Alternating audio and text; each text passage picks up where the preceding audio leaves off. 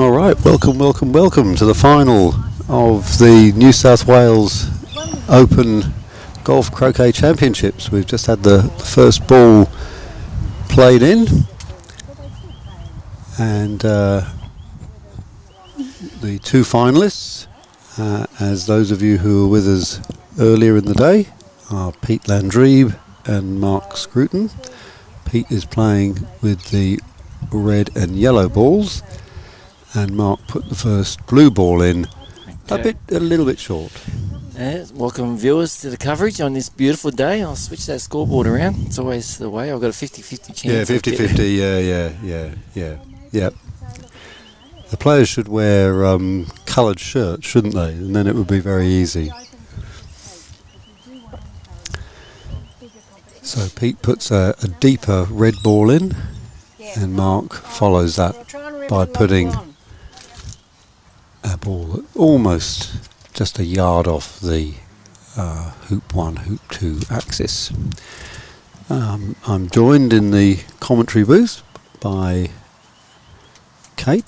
How are you, Kate? I'm just enjoying my sandwich that I procured from the lovely. Because I do notice that your chocolate biscuit now has melted and there is a fly stuck in it. So I don't think. Well observed. Luckily, it wasn't my chocolate biscuit, but yes, it's not one I'm drawn to. No. So we've just started here, haven't we? In the final. Yeah, and Mark's first ball, his blue ball, was a little bit shorter than he would normally put in, but he's going to use that blue ball to clear the yellow that Pete put in finally. So Mark won the toss. Excuse me, sandwich.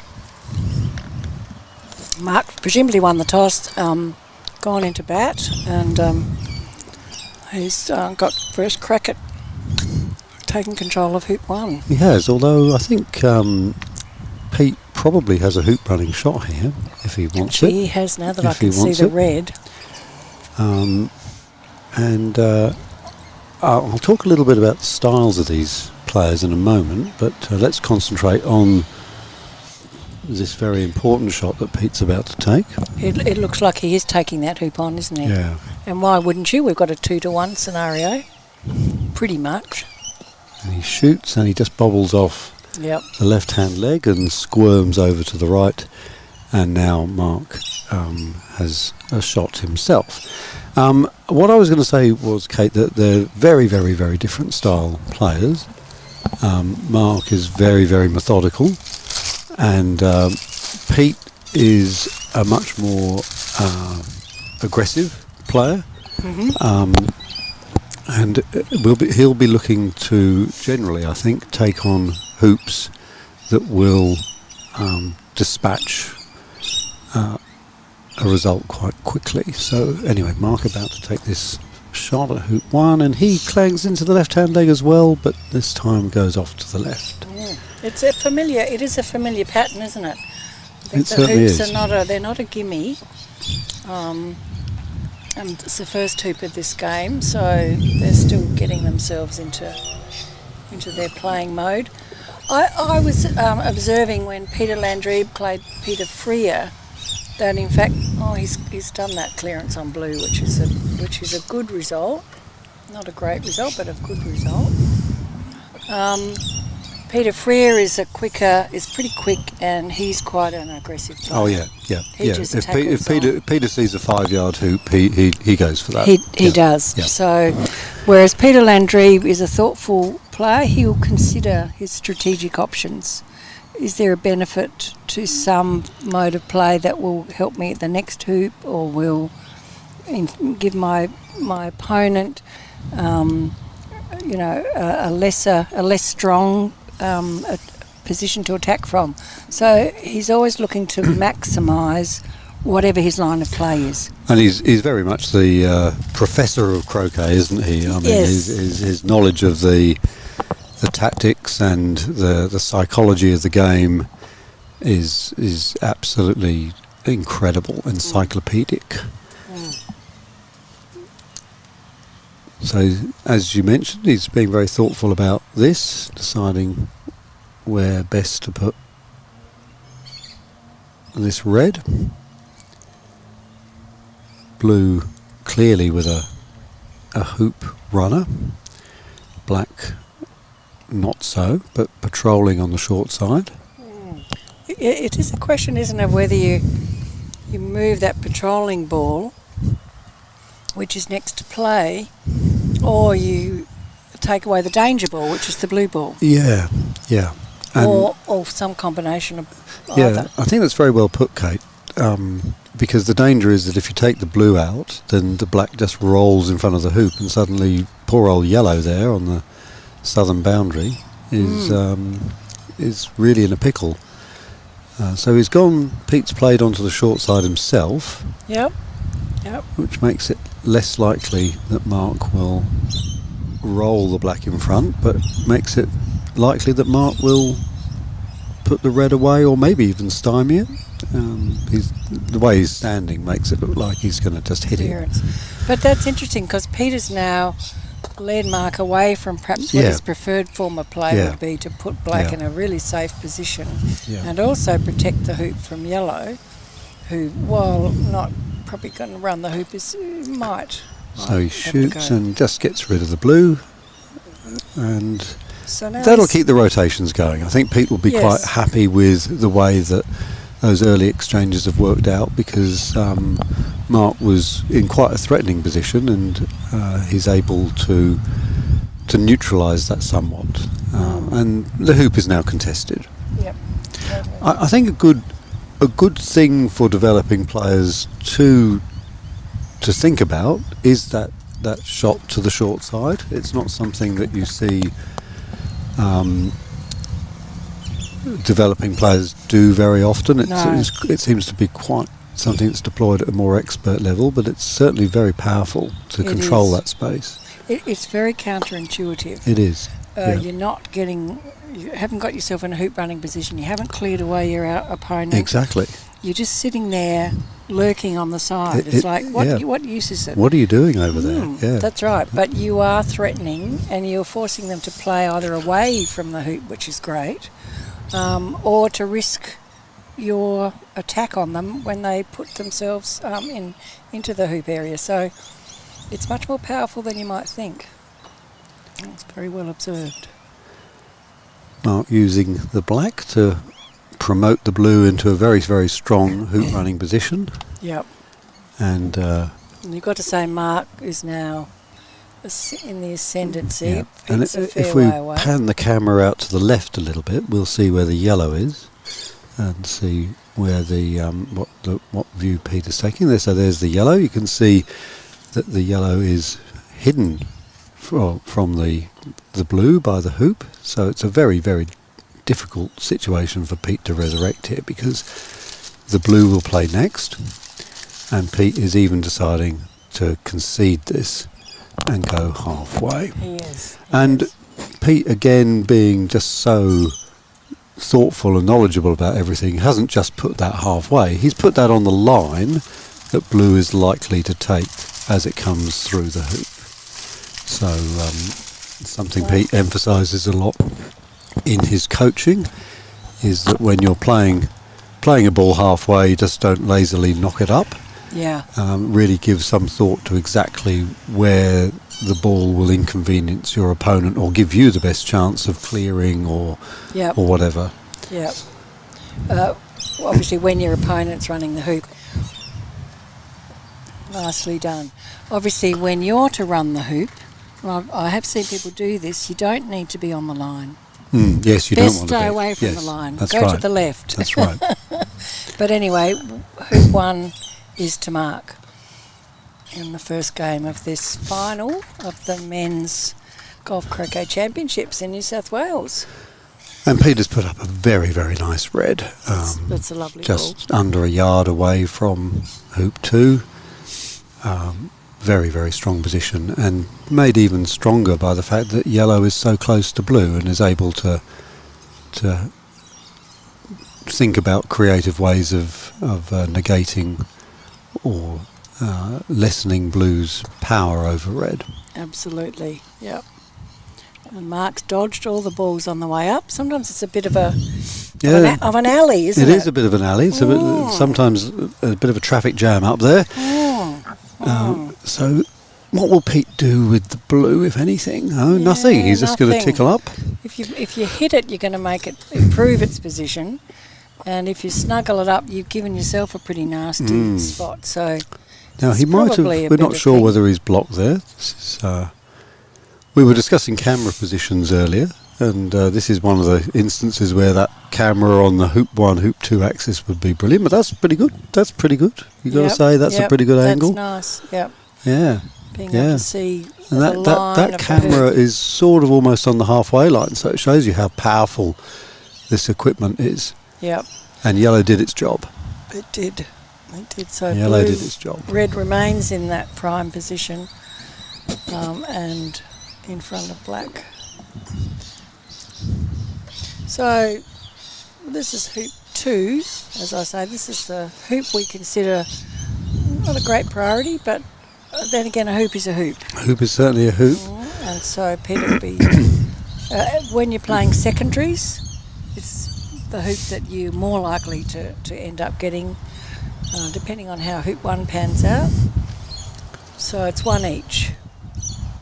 Yep, even Stevens at the moment.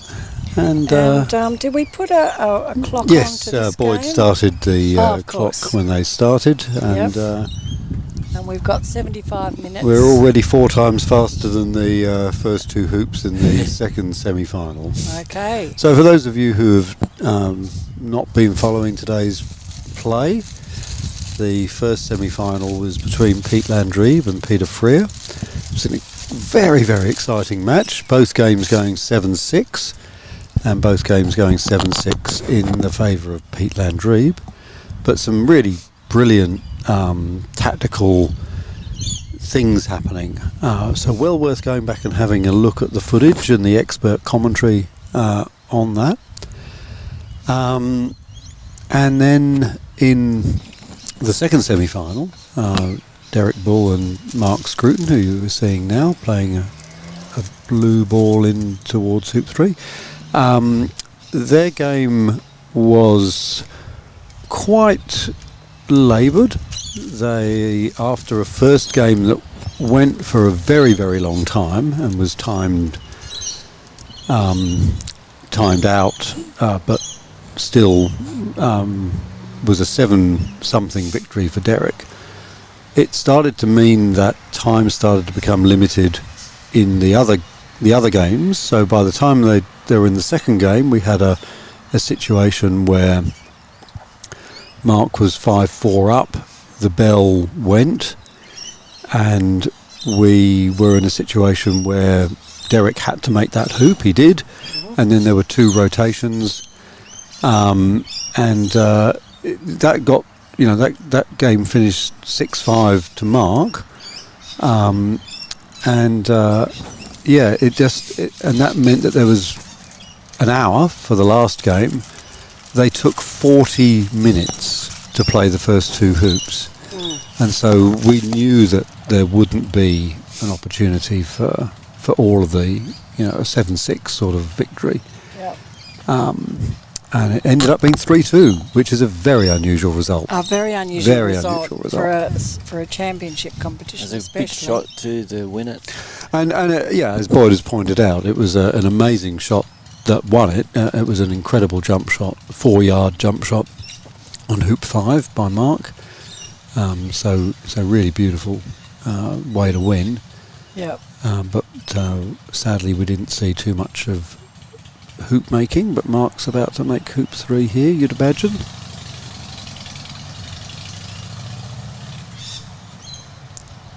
And he just gets through the top spin on the ball, just gives it that extra little nudge through. And is it in the devil's position or just off to the side? It could be in the double devil position, which would be not only just a mallet head ahead, but sort of almost off to the side, so you don't get any sort of swing on it. Yes, true. Blue's behind, but I think looks like he's got a good line. Nice placement shot by Peter Landrebe up to hoop 4. He's we can't Can't see that yet, but we'll see it in a minute. Yeah, it's a lovely yellow ball. About 4 feet away from... Mark's bit of a stop shot there. Interesting. I think he was trying to clear yellow. Yeah, Mark clearly is very threatened by that yellow, and also cognizant of the fact that his black ball is in the devil's position. Indeed. So he's got to go for it, doesn't he? Yeah, because he surely won't be able to. Oh, now Pete's made us possibly. He's nudged his other ball up. Yeah, but he's nudged it up. But has he hampered his swing on the yellow, Kate? That's the question. That's the key question. And if there's now not sufficient gap between the red and the yellow for Pete to have a natural swing, it wouldn't be the sort of thing that he'd be very happy with. But let's see. He's giving it a good look. No, he looks okay. He's okay. Yeah, he's got a good clearance there on the side. But it is. Oh no! He's not 100% happy. He was just testing his run. Mark might want to get a referee to be called, but he's not worried. And through he goes. Lovely. Peter's very 2-2. Well, they're making good progress now. They're going very well. They are. So, which sort of gives me a sense that Peter Landrebe's a little bit in control of the game.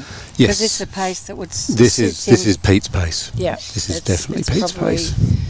Not necessarily Mark's pace, but Mark's, he's moving along. It's 2-2, so they're both getting trading their hoops. Interestingly, Kate, Pete has decided not to clear the blue with the red, instead just to put a runner in, which shows that Pete is confident that in his shooting that he's going to be able to get rid of the blue with the yellow. Yes. Well, he's doing the first one in places and the second one clears, which is... I guess the conventional strategy for these, especially the short hoops like this, but he hasn't succeeded. Oh, he hasn't succeeded. No, the yellow sails by. He's trying to give the Lawns a bit of guidance as to what they should have done with this ball, I think. He'll be disappointed with that, and it now means that Mark is in this 2v1 situation. Do you think Red's blocking that? It looks like he's going for red to me. Yeah, it does, doesn't it? Yeah. So that means and Red's a bit of a Mark block. has such a powerful stop shot that you can imagine that this will end up with black and blue being in control. Yeah. And he squirts off to the side. Well, not only does he squirt off to the side, but he's sort of. Well, he hasn't really interfered with black, but... well, he's made it... He's hampered black. We can say that, but whether he's hampered it in a way that prevents him running it, we're not sure. But it is one of those things you do want to stay away from your partner ball, don't you? Yeah, it's give yourself a bit of it's certainly space. a little let off for Pete, the fact that Mark has... skewed the ball off there. He was trying to hit something I think. He was. That pace. And because the red has gone so far past, it does allow Mark to get a bit dinky here. Let's see if he's approaching black, so he's looking like he's going to run with black. So whether he'll just jaws it or run it, we'll see.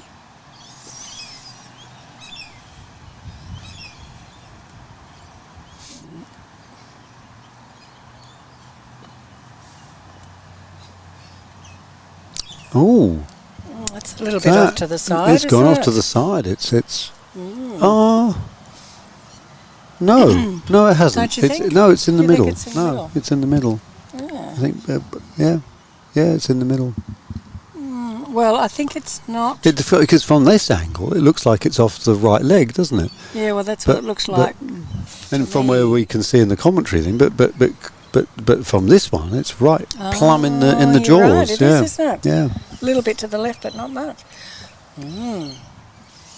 Yes, getting that spatial sense on these lawns is tricky. And there's a contingency, but Pete's a long way away with the red. He certainly won't be thinking of any jumpy thing. He's just going to go halfway by the looks of things.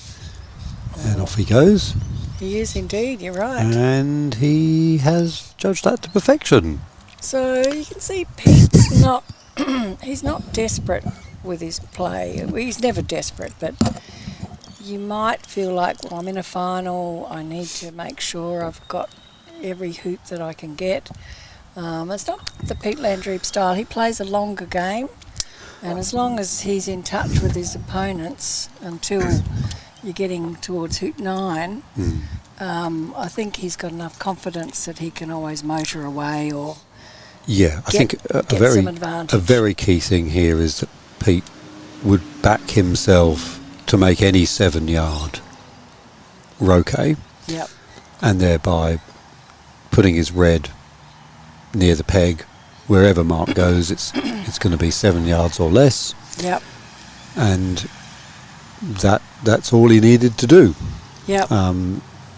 I think it's a very good lesson for people as they're thinking about their croquet to know when to fold. Yes. And you see people taking out outrageous, jump attempts or trying to clear someone from the back of the hoop.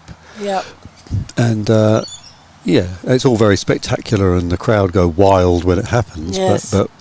But really, a lot of the time, it's it comes at a cost, doesn't it? It certainly does. If you get it out of position, you might end up in a very unsatisfactory place and not be able to clear them for the next hoop, particularly coming 6 to 7.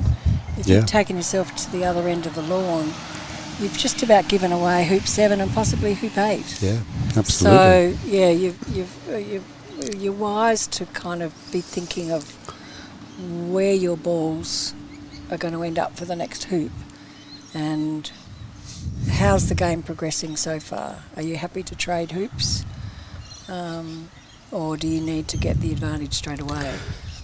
And Pete's absolute area of expertise is in the hoop 11, 12, 13 cluster. And his knowledge of the game and tactical ability, that's where if you're going into hoop 11 5 all against Pete, then he's got an extra card up his sleeve. Yeah, he has. So Mark looking to clear the yellow away, and it'll be very powerful if he does. And he does, nice, and it's a great shot. Really beautiful centre ball clearance, because blue is in a very tasty position. And he's kept very tasty position. Kept black very close to the. Now, in your fantasy dreams here, Kate, when you're playing this shot with the yellow, I bet you can't help control your mind to think, if I just hit the blue on the left-hand side, I can see the yellow going through the hoop. Pop through the hoop. You just go for the hoop. You just go for the hoop. You don't even pretend you're doing something else. That's right. Don't bother clearing that blue. Just pop the. Unfortunately for Pete, we have seen Mark play some outrageous jump shots. Yes, we have, haven't we? The first outrageous jump shot was one that he did from 6 inches over another ball, then to win the game, the previous game, he did one from 4 yards. So that's right. Yeah, and we've got the replay of it. This is the replay of Mark winning that. There, beautiful. What a way to win. Fist in the air. So here he goes again. Another jumpy shot. time. And look, the advantage of getting this again, whenever your opponent's balls are tied up against the leg of the hoop, is wonderful, isn't it? Oh, absolutely. It's definitely a worthwhile position to end up in, and he's got his trademark style and he's run that one. That's so. And Pete is in. Do you think he has a shot? I think he's got a shot, but it'll be a bit on the left side of the hoop. The fact that you're going across is a slight reprieve, isn't it? That's right. Well, he's popped red into a good spot, and so yellow he can afford to have it at a less good spot. And yellow is not going to have a good spot, is it? If this lovely angle Boyd has set up for it as now shows very clearly that yellow does not have good visibility of the zone in front of hoop 7. So the best Pete can manage here is just to come south of hoop 7, I Yeah. think. Oh, maybe, yes. He might get a little There he bit, but goes. it's probably not worth him Yep. risking any kind of... Do you notice there, Kate, that Pete has come to the western side, the short side? I was just noticing that. And I think that's probably deliberate in the sense that it gives him a clearance to It does. into the longer part of the lawn that way. And he's got a block on black. So not only he's on the short side, but he's keeping a respectful distance from black, which is a good idea. So Pete looks like he's going to try for the hoop here. Yep. He gets in the jaws and, Yeah. you know, it's interesting because he knows that Mark has an absolutely devastating jump shot. And that's Mark's distance, isn't it? Where that blue is there. That's right. He'd be a high percentage. So if Mark can block the yellow from blue, this is going to be... And that's certainly an attempt to block it. I don't know whether, Boyd, we can get any sort of view that tells us whether it has. Looks to me as though it's a block. If it isn't, it shows how... So that's a great camera angle there. But we see that it was a block, and that was difficult for Pete. And now jump again. That's right. And With pacing those it out. Look, pacing, it's yep. a three MSs. Oh no, MP. Mark Paces. Mark Paces. That's it. Yeah. No, he's doing it again. Look. Yeah, I think it's 2 and a bit. So that's awkward, isn't it? Yeah. Yeah, he's probably got no algorithm for that. If it's not an integer, he's probably not going to be able to. It shouldn't make any difference, surely. The fully rounded digital mind. Yeah. All right. Well, we will get some slight advance warning as to whether this was successful from the roar from the clubhouse. Yes, although a few people have left who've got distances to travel or so on, but we've still got a pretty good crowd watching. So Mark. We are seeing a lot of these jump positions from Mark, so he does use this shot a lot. It's a very, very powerful thing, isn't it? Very powerful. And it's always the same routine, isn't it? Like these testing sort of swings, and then he'll stop, reposition the mallet on the exact spot he wants to hit the ball. So he puts it on the ground and then he just brings it up. Brings it back up and clicks it, and through it goes. He's got a pretty good percentage so far. Very high percentage. Has he failed? I can't even remember a failure. Maybe one in the previous 2 games.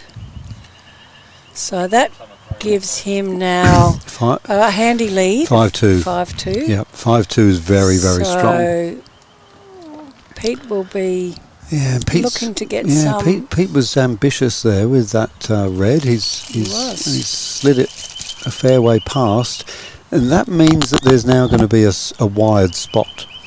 So Kate, tell us about why it's so bad to go past the hoop with your first shot. Well, if you're the first ball there, it's not great because you're ceding that area to your opponent. But it's not entirely bad. A lot of the younger players will play with such force that they inevitably go past the next hoop. This is true. And they figure they've still got a pretty good clearance shot. So red, while it's past the hoop, it's got a clearance on black. So it's not a disaster. Do you think red can see the black from there? Yes, it can. Yeah. And the times when it may be beneficial to go past is if you're the second ball up and you think, well, I've got nothing better to lose than to have a go at the opponent or the hoop. And if I go to the back, then I'm there ready if they mess up their hoop. That's true. So sometimes going past the hoop isn't terrible. No, that's very true. It's not terrible, but it's not my preferred place to be. No. Well, it was a strong blue. Yes, I think he might have blocked red on black. And Pete so it'd be good to know from our viewers where you all are. Please do use the chat to to let us know your thoughts. We've got a beautiful sunny day here up near Newcastle as Pete clonks the blue away. Unfortunately for him, leaving black a hoop running chance. Yep, he has. And when you're up like this, perhaps more likely to take on some of those hoop runs because you're feeling you've been playing well, you've been having successes with your shots, so you don't need to go into cautious mode. That's right. You've got to back yourself. That's right. So I feel as though that's where Mark's at. And 6-2 feels very tasty, doesn't it? It does. It does. Whereas 3-5's not the end of the world. So Mark, again, going through his routine, all very deliberate. You could set a Swiss watch through these little pendulum swings. Oh, but he hasn't succeeded. But he doesn't go through, and that gives Pete a chance. So, Kate, have you ever come back from 6-2 down? Look, if I have, I don't remember.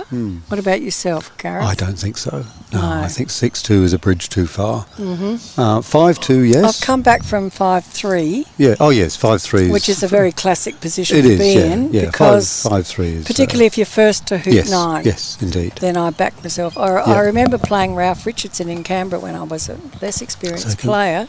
And Pete goes Let's through. run that. Lovely shot. So that's a good shot for him to make, because 5-3, as we've said, is a more achievable margin, even though Mark's the first to the hoop. But no, I was 5-3 down, and I'd used up all my extra turns against Ralph when I was a young player. Yeah, yeah. But I remember saying to myself, you can win this. Yeah. You just have to get into position, run those 2 hoops, and then come round the corner and blow me down if I didn't. And that's all there is to it. That's all there is to it. It's very straightforward. It sounds very easy the way you recount it. It reminds me of the Monty Python spoof on the children's program Blue Peter, where they say, next week we're going to show you how to play the flute. Well, it's very easy, Johnny. All you do is you blow down here and wiggle your fingers up and down on there. Anyway, so we've had a couple of viewers come in. Gary Phipps, all the way from Western Australia. Gary, welcome. And yes, you are absolutely right. This facility is absolutely brilliant. Lawns are sublime. I'm still hanging out to see the laser machine draw those straight black lines. And they've got special magnetic markers for the halfway marks. Yeah, got which are cunningly bespoke made by the groundsman. Yep. Who's the lovely fellow who does the grounds? Wally Stan. So there's a lot to like at this venue. And Steve-O, who during the coverage of the women's, he was tuning in and said, is this being played in England? Because Manly looked, every inch like an English country estate, and they recognised this time that, we're actually in New South Wales. Oh, that's a good shot. Peter cleared that blue, even though black was attempting to block it. So it was a good shot. And he's got his red still in front, which is fabulous. And it can only be cleared to the boundary if Mark chooses to go that way. So Kate was talking earlier about coming back from 5-3 down, and it is a pretty classic routine, actually, because if you can get into good shooting position on this hoop, make it with some gusto up to the next hoop, suddenly 5-all is very. It's very achievable. I get I can't tell from this angle, but whether or not that blue is blocking red at the hoop. But Pete is definitely in an aggressive frame of mind. Look, it could well be blocking it. And it's hard to see any other shot that's on the menu, really, isn't it? I mean, what else could he do with the red other than to because black's there lurking, isn't it? If he chooses something. Oh, thank you, Boyd. He's trying to block the sun. It's such a beautiful day here that really I'm getting super blessed. He goes, he knocks the blue away, and look, it keeps the rotations alive. It does. The hoop is contested classic sort of position here where no ball is threatening the hoop. It's now a game of well, not chicken as such, but a game of who's gonna put their head above the parapet and. So Mark's played black, not exactly in front of the hoop, but right in yellow's delicious line of fire. Yeah. Which I'm a little surprised at. Far enough away from the line of yes. hoop 9 and hoop 10 though, to make it so that if Pete does elect to clear that, then the yellow is unlikely to be in a running position. To stay in a running position, yeah, especially now. And particularly, I guess, you want to get your second ball back in play sometimes. So yeah, and this does open the door for Mark now, doesn't it? And particularly when you look at how that black ball could clear the yellow ball. See how black is in a position there where it can really tonk the. Which Mark wouldn't have known, but it's just a result of Pete's shot. So. All right. So you reckon black on yellow? That's the money. So that. Well, I don't know. Don't know whether the blue is. I think he's going to clear red. Yeah. Which is what I do. Just take the danger ball out. Yeah, because otherwise you get out of position yourself by clearing the yellow, and the yellow's going to come back, and he might still be dangerous. I don't think Pete will mind if the black ball stays around the area. Okay, because what I was going to say, Kate, was that Pete loves this idea of short side clearances. He loves being on the short side to clear the enemy ball onto the long side. Right. So Pete wouldn't have been worried about being cleared over there and black staying sort of in front of the hoop. Yeah. But it's worked out well for Mark. Mark is sort of now controlling that sector in the corner. He's just had a little miss. That's a bad miss for Pete. That's a bad miss. He'd be feeling a little bit. He'll be feeling that one. Yeah. He'll be feeling that one because 6-3 is a very different proposition to 4-5. Yeah. And it's interesting, Peter had a 2-game match, didn't they? Peter Landrebe got it in 2, whereas Mark and Derek had a 3-game match and haven't long been finished. So look, there's swings and roundabouts to that. You can be warmed up, or you can have just got a little bit out of touch while you've been sitting around. Very important clearance for Pete now, and again he skews it wide. Yeah. And so you wouldn't know that feeling where you've been hitting every ball, and then you start missing them. No, it would never happen to you. It's never happened, Kate, because I've never actually hit the ball properly. So that's not at all true, Gareth. Yeah. That looks like a good block, doesn't it? Yes, on yellow. Maybe Pete can see some of the blue.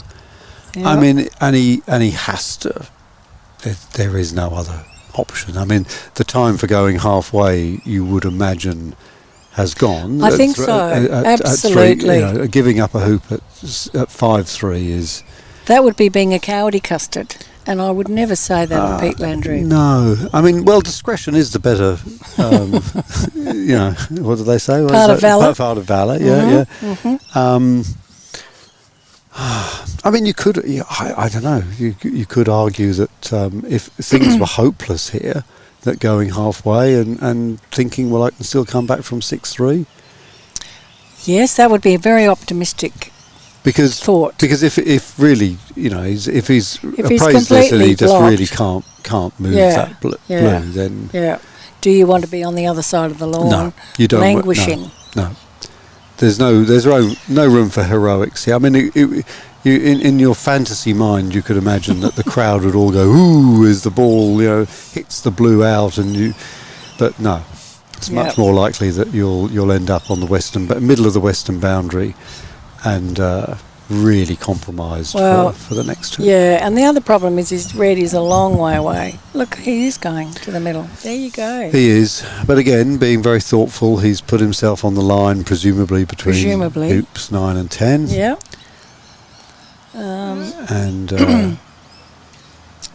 And sometimes it is a best of 3, so you don't have to win every game. And yes, absolutely. And Pete is very, very experienced at the best of 3. Yep. Some people say the first game is like a warm-up for your best of 3, which I don't really take. They're calling the ref because that's a slightly off-centred shot, and he doesn't want to be slamming the ball into the leg. He wants to make sure it's a clean shot. So the players are pretty good at calling the refs. Look, croquet is just renowned for the utmost levels of honesty and sportsmanship. Yeah. Look, I think you're right on the whole, but not 100%. I have observed some.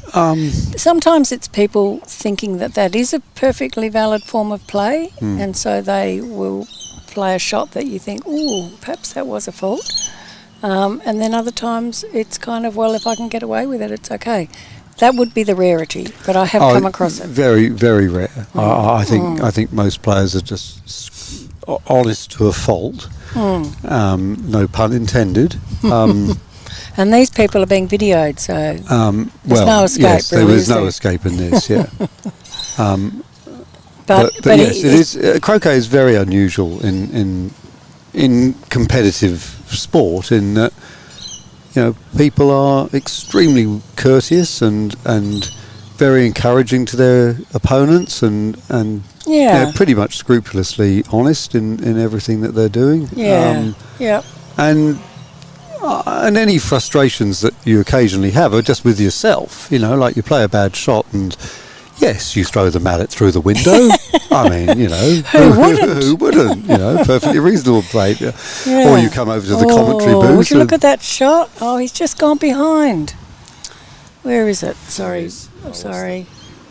So Peter's had a beautiful looking approach to hoop 10, but he's just sneaked behind that hoop. It's a reasonable clearer though, isn't it? It's as long as Mark puts his balls on the right, he'll be able to clear them easily. If he puts them on the left, he could be in trouble. So I think Mark's be able to be cleared quite easily there. I think hard to tell. Yeah, that's very great camera view there. Fantastic camera view. And actually, the interesting shot there, Kate, that Pete's put that yellow ball in a bit shorter.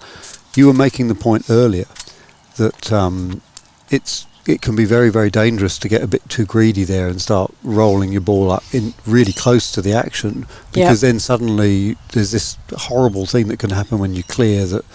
All the balls cannon into each other, and yes, you've got no sort of predictability. Well, especially if your ball's already there, you can easily set up a double target, and they'll clear both balls and leave themselves in front, which is a very, very frustrating outcome. So Pete dispatching the black ball all the way to hoop 5. So this will be a shot of some 20 yards or so for Mark. And so do you imagine Mark's going to be looking to clear, or is he just going to get himself in prime position in front of the hoop? Yeah, I guess we'll find out. That's what my money's on. Certainly those 2 shots that Pete's got are both 3-yarders, and so they're not gimmies by any means. No.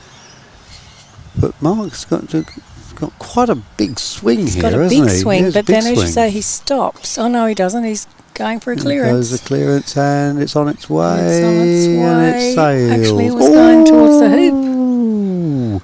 Sails past the yellow and the red, but goes nicely in front of the hoop. Not in a bad spot. It's a little bit to the right, I think. So yellow's got a shot, I think. Let's see what... Yeah. Oh. He went off to the side. He went off to the side. Wow. He found the gap. How often do you find that gap? That's uncharacteristic. Took the words right out of my mouth. We both said it at the same time. We did. Not many people would say uncharacteristic at the same time. I could. We'll count them on the fingers of one hand. All right. Well, that has, and I think that yellow ball. I don't know whether it. Yeah. Well, anyway, it's going to be academic here once. blue has tickled in. Now this is what we were talking about. He's got blue and black together. I wonder and how red's close they are. there. I wonder how close they are together. From the camera, there might be a ball between them, which wouldn't be ideal. So he's going to have to clear big shot black. for Pete now. Big shot, big shot, big shot. And he Oh, goes he's through. gone through the He Wow. goes through. And Kate, That's Kate, great. Kate, look. Black doesn't black and necessarily blue. have a clear go at Yes. 11. So Yes. now I'm we sure. were saying earlier that Pete has basically written the book on hoop 11, 12, 13 tactics. 10, But- 11, 12 probably. But what we know about this situation here is that Pete has to not just make hoop 11, he has to be in a position that he can make hoop 11 so well that he Yes, goes through to 12. that's true. So it's not enough for him to just make. Now where's he put that? It's A little bit short. Bit short. perhaps. I'll tell you what though, if Pete hits the black away really well, Yep. it could be good. Let's see what Mark responds with. He's Okay. right on his. He's on his tail, but Yeah, on his tail. Is that a jumping position for Mark? I mean, imagine a situation. Oh no, Pete is just going to go in. I think he's Just thinking gonna if go in, if just gonna yellow go in. tries to jaw There it. we go. Oh, that's left the door Wow. open. That's left it open now. Black's got a clear That's shot. got a clear shot at the hoop to take the first game. Yep. Will he Ooh. take it? Gosh. Because he's not straight in front, is he? He's off to the side. So it's a angled shot. So he could simply clear yellow.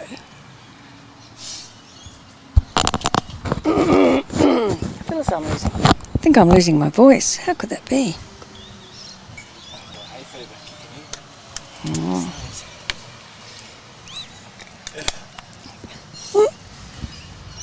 So this for the first game, Well, I think he's clearing yellow. you reckon? Oh, that's what I think. Oh no, he was No, going for the it's hoop. going for the hoop. No, but it didn't quite work. All right, now this helps Pete. We can't tell from our commentary position what type of distance yellow is in vertical terms from the hoop, although I can see just by looking over there that it's about 9 inches. So it's perfect view. So a little jaws action here. Just took an unfortunate bobble out, and that will give blue a very, very tasty opportunity, both for the clearance and possibly even the in-off. Yeah, yep, absolutely. So, big moment in the game. Yep. This to go 1-0 up. And he dispatches the yellow, but not getting the blue in the jaws. No. And maybe a double clearance is on the cards here for Pete. Again, I'm not sure whether we can Can get any Red see- other angles Yeah, on what can that. Red But see? nice. There it looks like even better. So Pete's knowledge of ball collisions here is could It's going to be vital. come in. It's a question of whether he wants to try and do a, Very interesting. what do we call it, a cannon? Really interesting situation. Oh, Here we bombard. go. Yes. He's done it. He's done it. That's He's done beautiful. It. He's done it. Oh, that's The fabulous. black even obliged by black's rolling over into there. hoop 13. Blue's nearby, so he'll have to come back with yellow, but that Yellow, was an excellent result, wasn't it? Yellow's only 7 yards away. We're alive on this hoop. We're alive in the game. Absolutely. So he must have tried to aim for the far ball and bounce back to the other one. It was a very good shot. So black's back in contention in front of the hoop, and blue's there waiting to clear red. So yellow needs to do something about it. Yeah. So wouldn't it be great if Pete could get a good shot in here. Oh, it's a bit tickles short. it in, but it is a bit, well, it's short if he wanted to stop. He's being I don't know what he's looking to achieve from this shot, I have to say. He might have been short.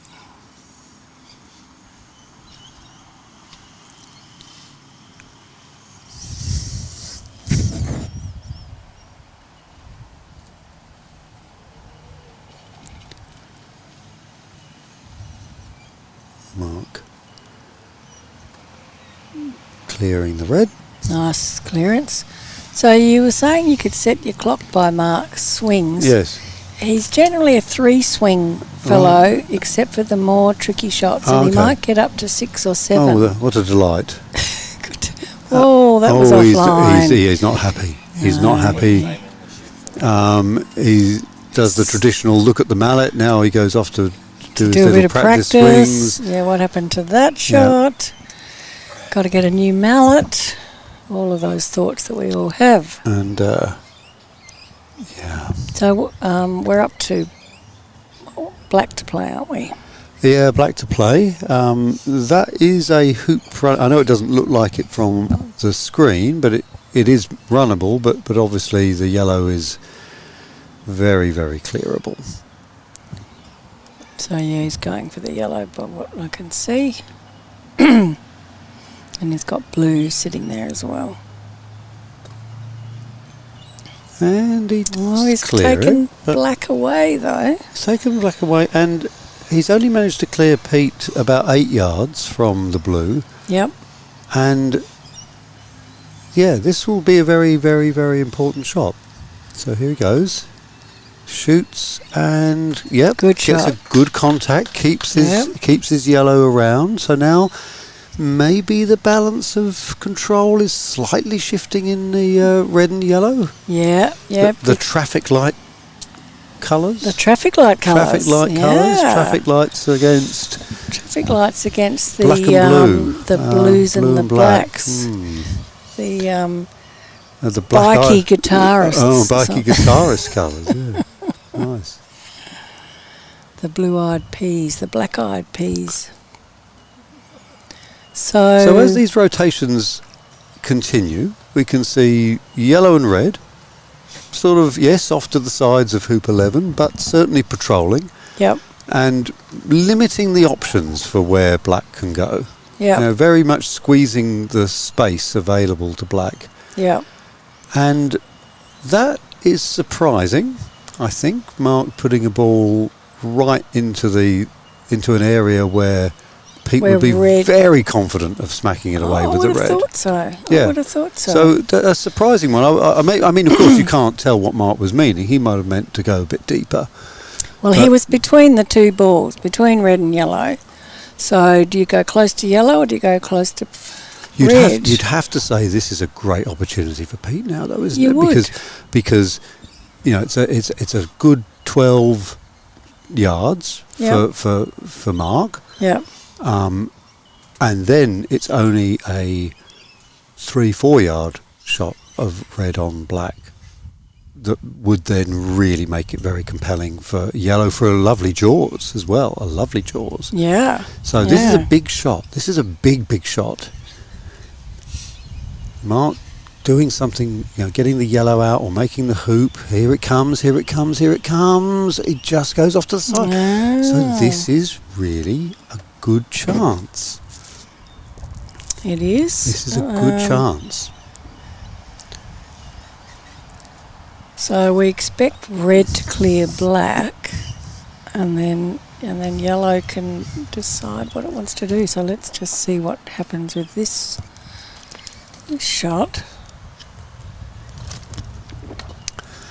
Well, he gets black out and he gets black to near the boundary, but it's only a sort of a 7 yard clearance now for Mark, so he would be backing himself to make this. He would. That's what you call the McLaughlin clearance. Gareth, have you heard that one? No. Where your opponent only moves a few yards and you go to the other side of the lawn.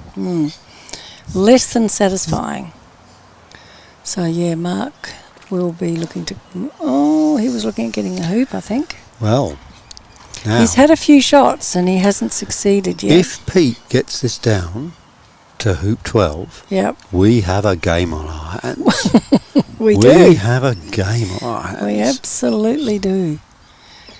And who would have thought No, it's 6-3 down. that Pete's not taking anything for granted. He's preparing his hoop approach.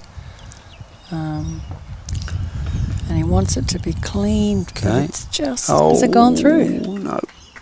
Maybe not. Oh, yes, it's gone through. Probably through. That's a shame. Although black's Well, right black there. was there. No, yeah. you do want it to be through. Oh, no, I don't think it is through because he didn't put a peg on. Oh.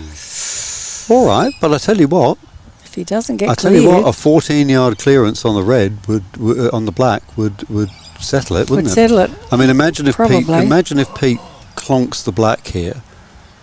Would you go for the black or the blue, though? Well, the black going for the black and actually getting rid of the black would be fantastic. It would be It would just fantastic. be amazing. He'd be It the would first be. ball down at. So here he goes. He shoots and he Oh. doesn't get it. It's quite wide by a fair amount. Yeah. By about somewhere between 9 inches and that sort of area. So Pete will be disappointed in that from 14 yards. Yeah. That would be outside his standard deviation, I would say. I'm sure he's got a standard deviation. yes. I wouldn't like to ask too closely. Well, But I think he's probably he's lost a little bit of form from his earlier play. So he'd be a little disappointed. This isn't given that No. he'll knock this out. No. There's a couple of things that can go wrong here. You'd have experience Oh of my things goodness! going wrong with this shot? I'd get At off an the angle? wire and Like that. Missing it entirely. That can go wrong. Wow! That's unusual. What a moment in this game. We are now in a position where Pete is going to be first ball down at 12, and not only that, Mark is way over to the... Mind you, Pete's red is fairly well over to the west as well, but regardless, this is just incredible for Pete. To be first ball down at 12. Yeah. I don't think he thought this was Wow. going to happen. Definitely not.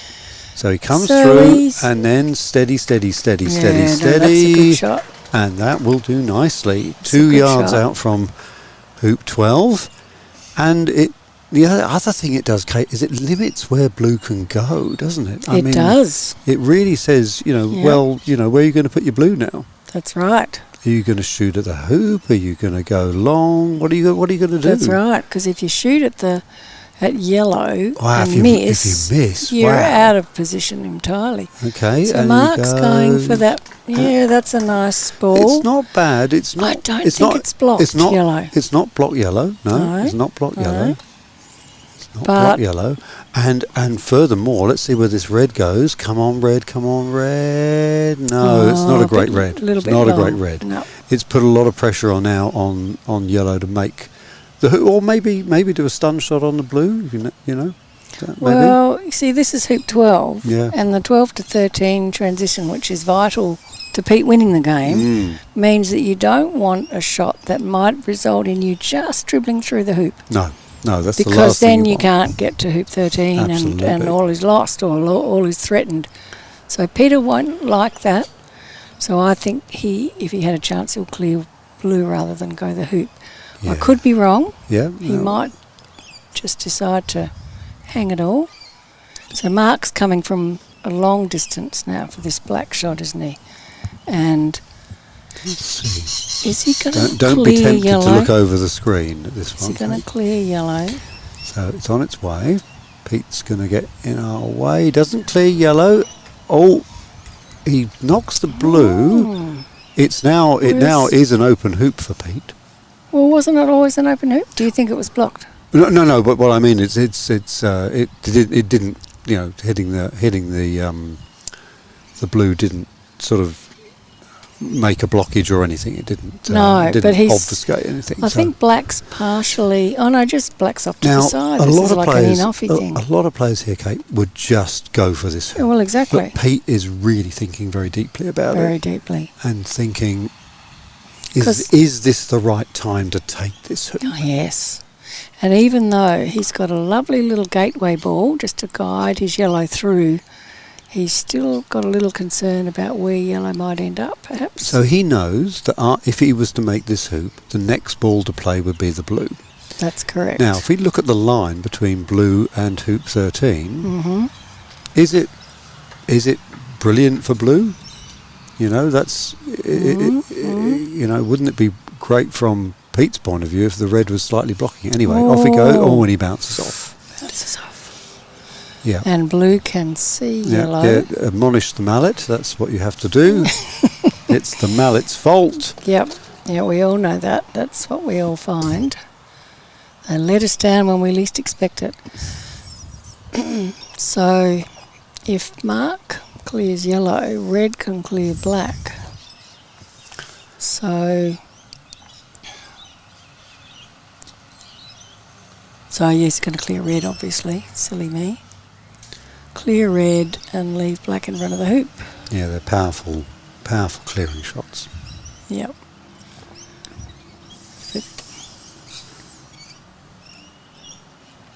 I mean, the only thing you can say is that red will be coming back in, although that was a good shot, wasn't it? Because it's left blue in the zone. And I really wish I could do that. Yes. Yeah. Unfortunately, when I hit bet you do. No. Sometimes. No. No? Purely by luck. By good chance. So... But it is very powerful, isn't it, to be able to... You know, the clearance is one thing, but keeping your ball around is a really, really good thing. It is.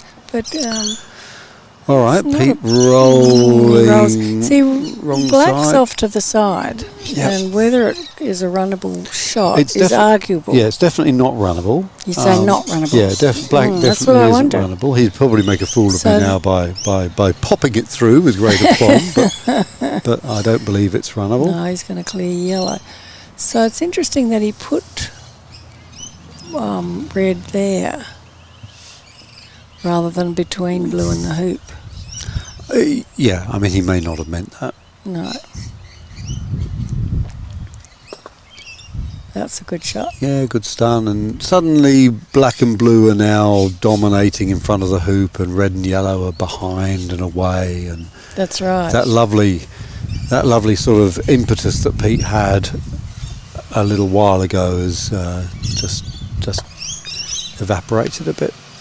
Can he get it back? Can he get it back? Here comes the yellow. It's a bit short. And now we have the blue to win the first. The blue to go for the hoop. Yep. So it's a 3-yard shot. Yep. And this to win the first game. Yeah. I think he's setting up. He's got a good sense of confidence in his play, Mark. So backed by a lot of practice. Yeah. So you see him late at night on the Canberra lawns. Well, strangely enough, he resides near Maruya. Oh, Maruya, right. Or Bateman's Bay. So he plays down there. So he plays more down there. This for the game. Yep. Big shot.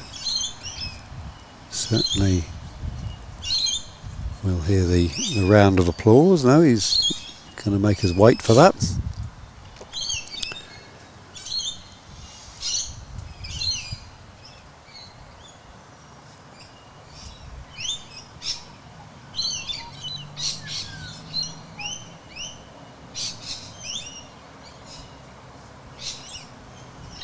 This is for game 1. And no. Oh, he's disappointed. He'll be disappointed. So that changes the complexion a bit. It does, doesn't it? Pete's licking his lips, thinking, I can stun this up the park. Bang. Bang. And actually that's interesting because he hasn't ended up in front of the hoop, but he's actually ended up on the other side of the hoop to black. Yeah. And now where does black go? Exactly. There's nowhere for black to go. Surrounded as he is by his opponents. So I'm sure all our viewers can see very nicely that if we can see Pete Landry's back. Pete's back, yeah. Yeah. But this side shot's quite interesting So this is, too. I think it's important here for Mark to clear the red and stay around. I think so. I think he does a little because there is cut clearance. Yeah, there is nowhere else for black to go. You can imagine black going, even if black went deep, then yellow would be able to tickle in and red would have the clearance on it. Yeah. Oh, now this is very he's interesting. not. This is interesting. So he is clearing Look at this. red, isn't he? No, he's clearing yellow. Oh, he's clearing he is yellow. too. Look And at this. bouncing to Bouncing the other off. side. That's interesting. Wow, that's really interesting. Isn't it? Yeah. Because he's left himself there now to be able to attack red. Yeah. Yeah, So- very interesting, very interesting. We've been reminded that in all the tutorial manuals that black and blue are referred to as Bob and red and yellow are referred to as Roy. So they'll often say Roy does this and Bob does that. Is that right? Yeah, yeah. Bob and Roy. Bob and Roy. I'm yeah. obviously not reading enough often manuals. it's often Ray and Bob. Okay. Yeah. Mm. But most anyway, let's see what Mark's going to do here. It's certainly we're now in a position where red and yellow are in sort of dominating the area in front of the hoop. Mark looks as if he's aiming for the hoop, don't you I think he is. He really looks like he is. He looks Well, for all money. Here comes the blue. It's going to Yeah, go, it's drifting curling a little off. bit. He No. just clips the outside Curled leg. off. Oof. The tension is palpable. It certainly Isn't it? is. It I know. certainly I is. can- 66 minutes into My the show. Now, heart. what is the... Boyd, can you remind us what the time limit was for 75. 75? So we've got less than 10 75. minutes in this particular game. That's it. Wow. So we're 6-5 to Mark in this first game of the final. Now, interestingly, Kate, Pete is electing to put the red in front of the hoop Yep. rather than blocking black on the yellow. Yes. Do you see what I mean? Yes, he is so doing you that, can isn't imagine he? that it would be defensible to put black in red in a blocking position so it can't see the yellow. He But wants to instead- be very sure of this hoop. And he thinks with yellow, he's not going to be very sure, but with red he will be. And he's banking that blue, but black's going to have to choose. It's that old dilemma. Do you clear the ball with the best shot, or do you clear the ball next to play? The other thing, of course, that Pete's thinking is that he doesn't just want to make this hoop. He wants to be first up to 13. That's yes. So maybe he's trying to set up a bit of a yellow pushing red through, or I don't know. Yeah, there's a thought process which we will find out when we chat to him later. One day we'll realise. So Okay, yellow hasn't gone very far. hasn't gone far. He still can get Yellow a hasn't gone clearance very on far. blue in my Well, money. He got a clearance on black too. He's got a clearance He's on clearing black. black, not. Yeah, look at that. Imagine So if Pete. I would have cleared blue. Imagine if yellow stays around. It Oh, he's doesn't bounced off a bit to the left. It's not great. No, but do you think blue can see red? He I can. feel as though Oh, well, you've got the best natural view. Look at you. Look at I'm you. not- You're I'm looking straight got my down. head above the parapet. Yeah. Look. But red is off to the side. So this is not the end game. This is just a manoeuvring tactic. We've just been advised there's Seven 7 minutes. minutes to go in this game. Thank you to our chief referee, Helen Chalmers, who's done a sterling job for these last 4 days. Yeah, and as ever, the amazing contribution from all areas of volunteering, Yeah. whether it's setting the hoops, whether it's preparing food, whether it's refereeing, whether it's keeping score, just everything. Yep. Just everything connected with the community. Yep. Oh, that's been Very much appreciated. A good team effort. Yeah, but I think the club members feel really good about what they've achieved. Yes, I think they yes. really. Now, interestingly, I've had Pete that going to a feedback. wide position. So he's still manoeuvring. He's not ready for the end game. He's like a cat playing with a mouse. Although I don't don't think know, you don't describe see Mark now- as a mouse, No, would you? no, it doesn't. Yeah. The simile doesn't quite come I think true. ring true. maybe I have to think of some other one, like a A cat playing with killer a whale with playing with a great white shark or something like that. That might be a better metaphor. Because I did actually see a documentary on how killer whales are killing great white sharks. Was that right? Yeah, it's quite fearsome. Anyway, back to the... now that black is a very definite target for the red. So if the red is still there... Gosh. The options that are playing through Pete's mind at the moment. He is... Now, is it aiming towards the black and the hoop? Quite what's on his mind, we'll find out. The yellow rolls and rolls and rolls, takes a kiss off the black. Oh, that's very interesting. But he's now wired the red from clearing black. So that makes red's moves a little limited, in my view. But he might just have to come up and use red in another way. So fascinating prospect coming up, actually, Kate. I mean, we are now 4 minutes or so away from that's true. The end of time. Not the end of time. Not in terms of a universe. I think that would be a bit. Yeah, sorry. I know scared me a minute there. That you I need thought to there was a out. restaurant at the end of the universe scenario happening. But anyway, from the end of this game. What do you think's Mark going here for the hoop or the yellow? I think he's going for yellow. Yeah, I think it's the hoop. I think he's going for the hoop. Oh, it could be. Let's have a look. Yeah, no, I think you might be right, actually. Here he goes. We'll hear the reaction of the crowd. He's disappointed, but he did clear yellow as well. So he did a double whammy. It's all getting very tight around there. And unfortunately for Pete, the black is a runner. And do you think the black's the black is a runner. Oh, no, I wouldn't see that as a runner. It's off to the side. No, look. It isn't. Oh, look what he's done. It was a runner. It isn't now.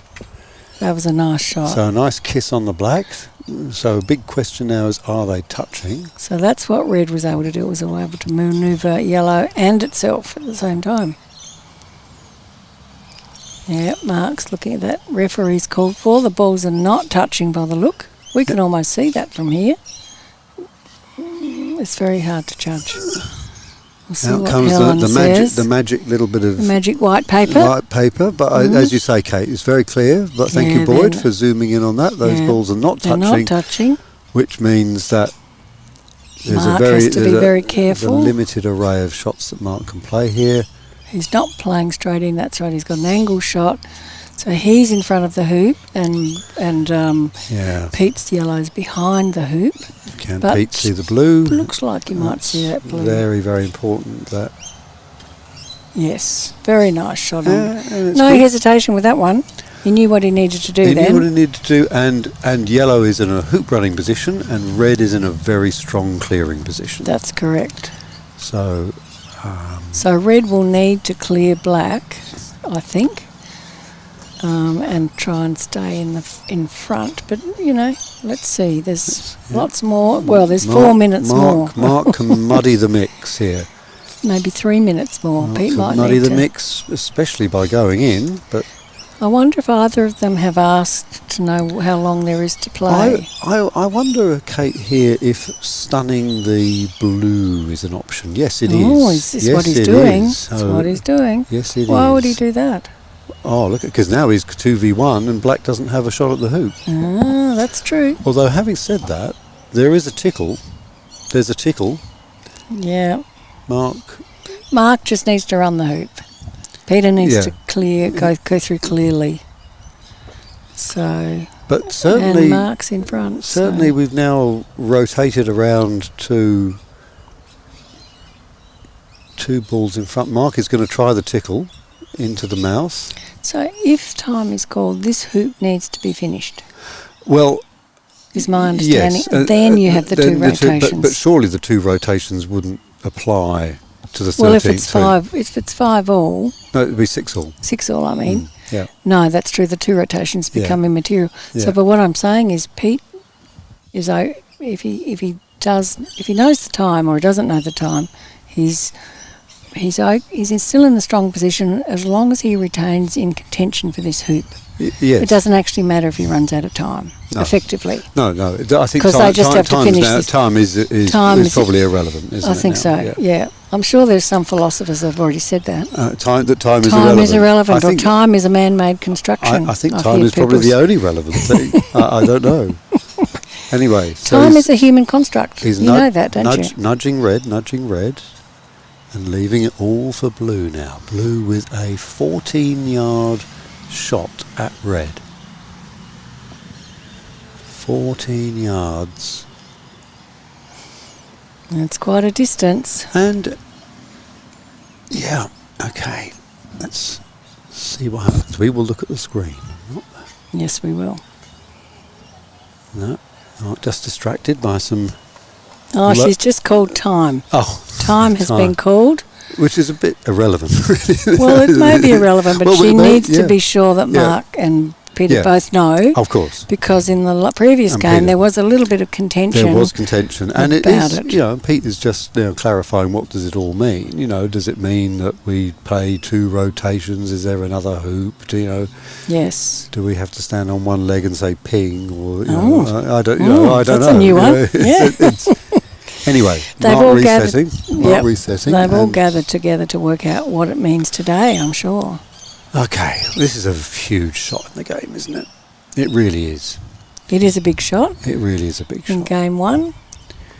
Because if you've got game 1 under your belt, then you can stride forward with a little more confidence. And vice versa. Let's see what Mark Nice. does. That's a nice swing. Prods it, misses, takes the black out. Takes his own ball out. All right, Yes. so from... look at the blue doesn't have a good trajectory to hoop 13, Kate. Oh, Look at that. Oh, that's interesting. Look at that. But what impact will it have when the red Look at runs? that. So if the black red will- runs it, Yeah, black will be first up, but blue isn't going to be able to support it. now it has. Now it But has. it's more important that blue can see hoop 13.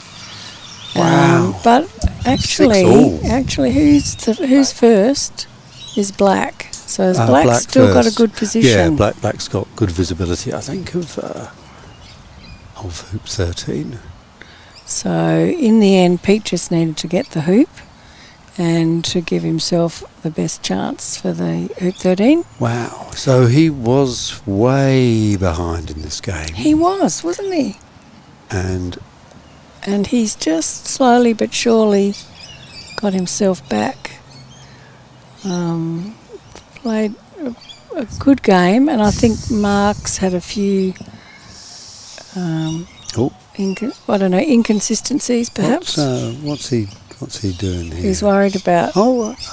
Yes. No, he was about to play the blue, and then someone reminded him that he had to play the black. Good. Yeah. Well, that's as it should be. That would have been exciting, though. A bit of wrong ball play, wouldn't it? That would have. It would. That would have added an extra dimension to this very intriguing game. I like the rule where you're required to advise your opponent if they have the wrong ball. Oh, he's pinged off. Oh, he's pinged off that one. He's pinged off off the hoop and to the right. At least he's on the inside, my though, word. Gareth. He's on the inside. I know. And now Pete was about to play the wrong ball. It's all happening. It's all happening. So I don't know if his shot's hampered here. No. He doesn't have a backswing. That's right. This is the non-backswing. Yeah. Peter Landrebe, perfect. So And, that's very, very steady. It's a long shot, It's 5 yards. but it's in front of the hoop. But it's a great ball to have. And So Mark's Mark ball's coming playing. down. It looks like it's in a fairly good position. Yeah. It's not blocking yellow. can we get a couple of angles on that board? That's quite a significant ball. So that looks in front, doesn't it? So it's interesting. He's playing red on the left-hand side. I guess he just wants to stay away from black. That's from the side. So it does look like blue is a runner. Yep.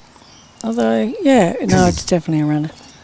And yellow's a runner, but yellow is a fair way back. Absolutely fascinating situation. And Mark is looking to do something with the yellow. Yep. Because the yellow is the only thing that can annoy the blue. He's not going to get yellow that far unless he gets a pretty nice little glance. It'd have to be a lovely cut, wouldn't it? Yeah. And he pushes the yellow up. And has that been a really good shot in that it's actually blocked? Oh no, the yellow's gone off there. All right, Pete. time for a 8-yarder. Yeah. And off Pete goes to compose himself for the, everything that he's worked to do to get back from 6-3 to 6-all. Yeah. He's missed a few. He has. He's missed a few. And he shoots. And he nearly made the hoop. Ran it. Oh, my word. Was that what he was going for, do you think? Yeah, I don't know. But whatever. He got into the jaws and then it spun bounced out again. And after 80 minutes of play, it does look as if it will be advantage Mark. It looks that way. But let's not count chickens before they go through the hoop and hatch. No, we hope they don't hatch. So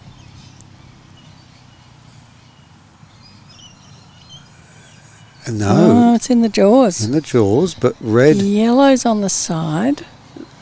Red. Now, Boyd, is it possible to get a side view of that blue so we can see what sort of target it is for the yellow? It is extractable, perhaps. Bad. It's got itself into the jaws at the front, so yellow's got a little bit of a job to deal with it, and red needs to deal with black. So whether or not red's going to do a clearance, get it right out of the way. Yeah. I know a stymie. Oh, That's what I was wondering. Stymie. Interesting. So the problem with a stymie is Pete is obviously very confident that he can get rid of the blue then, isn't he?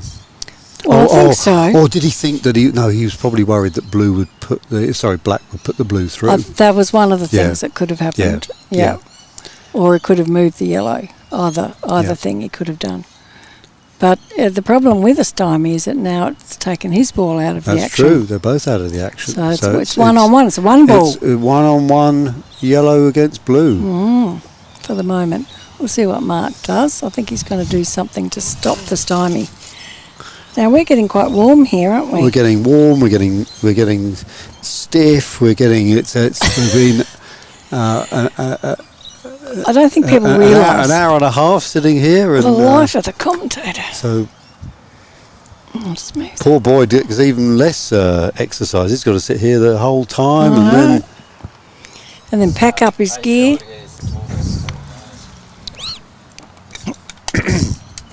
So the famous bit of white paper's come out to check to see if the balls are touching.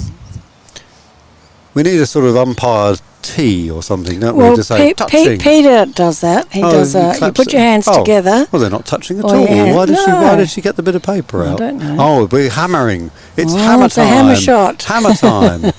Hammer time. South Australian thing, isn't it? Hammer time. Oh, what did he do? Did he have a little flick? He's flicked it down. He's flicked it. Has he blocked it? Has he blocked it? Can we have a side view, Boyd? Maybe he has. A side view of where the black is. We swoop over. No, he hasn't blocked it. Hasn't blocked it. No, it was a lovely attempt, wasn't it? I think this is difficult for Pete to get out. I think it is too. I mean, that to me looks really hard to get out. And I think if he gets it out, he might not get it out very far. No. And I don't know. Anyway, let's see. And red and blue's next. He's got it out. He's got it out. Oh, but he's still got a shot. Yeah. I think blue can still run this. He's a little bit on the side. Let's see what Mark thinks. It is a bit on the side, isn't it? Yeah, it's really, I mean, even... No, he's not going to get it out. He's going to clear something. Even from this angle, it's very hard to tell, but he looks like he's going to shoot for the hoop. He's going to shoot for the hoop. Well, that's exciting. Really compelling viewing, You've got to give isn't it to him, really Mark. Compelling. He does go for his shots when he's decided He's going to tickle. He's going to tickle. He's tickling in. He's tickling, you think? He's tickling. He's got a bit of an AC shot. No, he's separated his hands. Yes, it's interesting, isn't it? What's he wants he doing? to steer the mallet It's straight. unusual. You don't normally see him do this type of shot. You don't. Here he comes. He puts it wide. Peter has a chance. Peter has a 7-yarder. Oh my But gosh. will he take it? Because black and blue are both behind the hoop. Could we get a side view on that? Look at that. Well, they're kind of behind, but they're not far behind. No. I don't know what damage they can do. All right. This is what Pete's thinking to himself. Yellow's in front of the hoop. Red's in front of the hoop, but obviously 6 yards back. Wow, what a situation this game has come to. Hasn't it? Would you be going for the hoop? Oh, don't ask me. I'm in the commentary booth. If I was any good, I'd be out there. I'd be going for the hoop. But I would be thinking about it because he's had a few rejections. So what I would say, Kate, is I haven't seen many 7-yard hoops made in this competition. But we're looking for a 3-yard hoop. And For the yellow. Yeah, it's red to play. Yeah. No, I wouldn't be going for the hoop. No. But Pete is. Pete is, and he bounces off. So is blue in a position now? Black can clear yellow, I think. Perhaps it can't. Well, black can promote the blue. Yeah. I don't think black can see the yellow, but we don't have any better view than our viewers have of this. Black promotes the blue, and not sure if he's entirely happy with that outcome. Well, actually, looks all right. Pete doesn't look entirely happy. Is it possible to get a replay of that point? Too late. Now, here we go. All right. So what I was, there's always a possibility of some sort of double tap with that type of straight on. Yes, there shot is. From there close is. range, and yeah. I think it wasn't close enough to worry about it. With the replays, can we see them slower, or you can only see them at the one speed? I mean, it doesn't matter for now, but just for future reference. Anyway, I think Peter's going to go for the hoop. I don't know. Is that going for blue? What's he doing? He's shooting. Going for blue. The blue. Oh wow! What a tussle. Yes, indeed. So it is a hoop you want to be sure of, isn't it? So I guess he wants to reduce his risk and get Mark a long way away. Looks like we get 0.25 speed on that.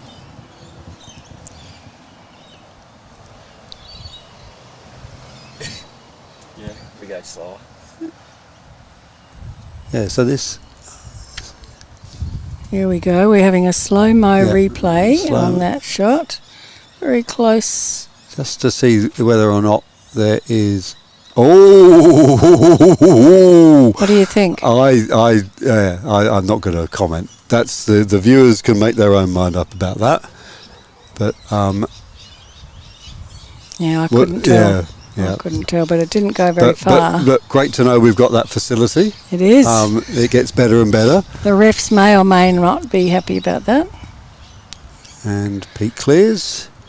And red is in front of the hoop again. I get the feeling Pete's getting himself back in control of that hoop. He is. He's just manoeuvring to stay in position and get Mark further away.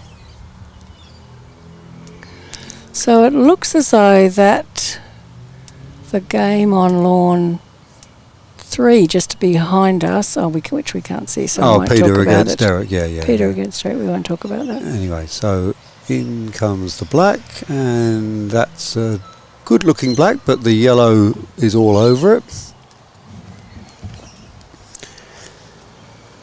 And the yellow plays a beautiful shot. Look at that. Stuns the black to the boundary. Mark is about 6 yards away from the yellow with his blue. So we can't move this shade further that way, can we? We're all roped in. So I'm really hot. Yep. Anyway, Mark playing a gentle shot. Maybe I'll try and get an umbrella. Just doesn't get the red. So this is a really, really big moment now. What if we lose the table? That's a good idea. Is that feasible? Oh, maybe after this shot, because this is like Coop 13. Okay, we'll wait. Sorry, we'll wait. So we're about to do some furniture removal just as it gets really, really exciting. It's my fault. Yeah. I'm getting a lot of sun here. Yeah. But let's let this play out because we're up to 89 minutes. Yeah, 90 minutes. And that's going to come off the next game. Does it come off the next game? Comes off the next game. Yeah. The extra 15 minutes will come off, or whatever it is. But the last game, I think, as we've seen, will be no less than 60 minutes. Okay, so we might get a short game next game. Yeah. Well, now, is a side view possible here, Boyd? So you can see yellow and blue next to each other. You can see the red, and the black is on the northern boundary. Wow, what an interesting situation. Now, which ball is Pete to play? Red. Red, okay. Red. So red has visibility of the hoop. Red can also clear. Red could clear the blue, but would really risk clattering into his own ball. He would, but So he's got the here capacity he goes. to do He it. just pushes the yellow into a position where black can't see it. Oh. Did we think of that? No. We didn't think of that. That is amazing. Wow, what a moment now. So Mark has to clear that yellow. Has he succeeded? He's got to clear the yellow or make the hoop. Wow, 7 yards away. What a moment this has come to. 90 minutes of intense croquet. And Mark Scruton with the biggest shot of the game. 1, 2, 3, 4. Hits 5. Hits it on the 5th. Knocks the yellow out of the way. Oh, nice shot. So that was a pretty important shot because it was more than 3. Well, it's even more compelling now because now Pete has got a difficult shot on the blue. Blue's right in front of the hoop. He has. Blue's in the box seat. Pete's got to hit it. He doesn't. He leaves it open. Red. He's left the door open. And blue can win the game. Oh my gosh. Well, we had 6 casts on that really, really important shot. I reckon we get 6 again. You reckon 6? 6 are the best. Yeah. To win the game. 1, 2, 3, 4, 5, 6, 7. And through it goes. 7. Whoa. Well, ladies and gentlemen, that was quite a marathon. 92 minutes of play. And Mark Scruton takes game 1. We are going to take a break. 7-6. Because we've got the sun, we've got our bottoms hurting, we've got everything need a happening. cup of So we tea. need a cup of tea. Yeah. But we'll be back quite soon because they won't be long getting on. So. All right. Oh my God! Yes. So if we could my ears move the table. My ears. My ears are sweaty. Everything's sweaty. Take back my fly-ridden chocolate cake.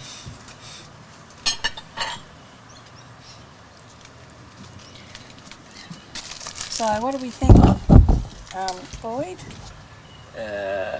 You have to rearrange your cables first.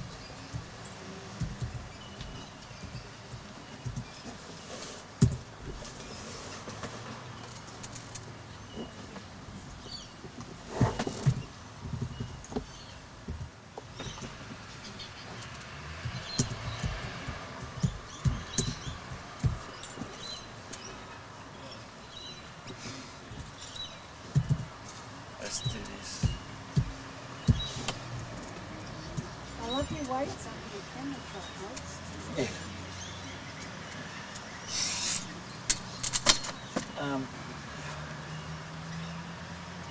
I mean, it's going to be not long, and it's going to be behind that tree. Is that? How long? Oh, Well, because my other thought is I'll just get that umbrella there. yeah, maybe. Yeah. I mean, But I don't know how easy that is to me. I mean, we can move it. We could just move. We can move it. Let's just move this.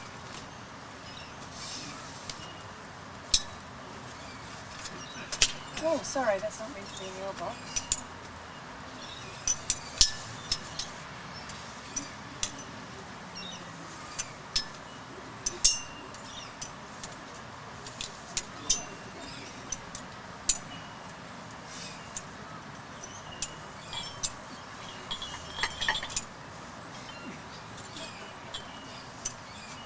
Okay.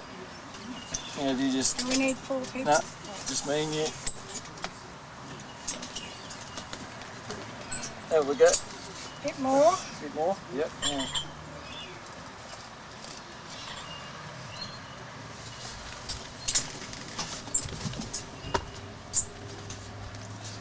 So if you put this thing up now, because I'm just here,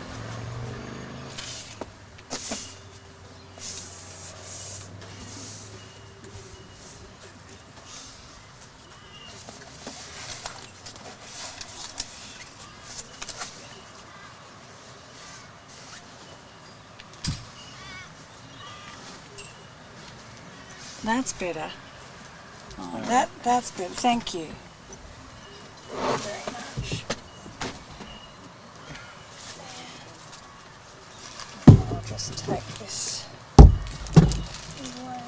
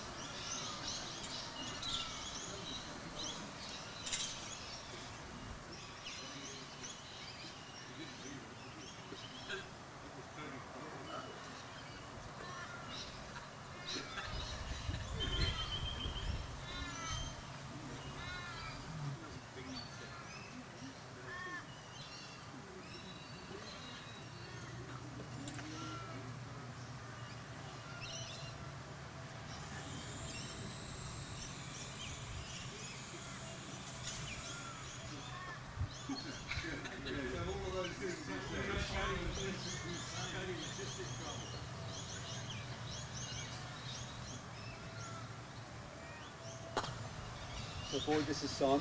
Hello. Hi boy. I'll have to go easy on you. This is obviously the first attempt. So now, hopefully... that's Kate's. Yeah, probably, yeah.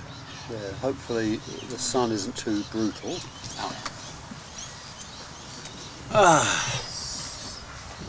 Make sure this is turned off.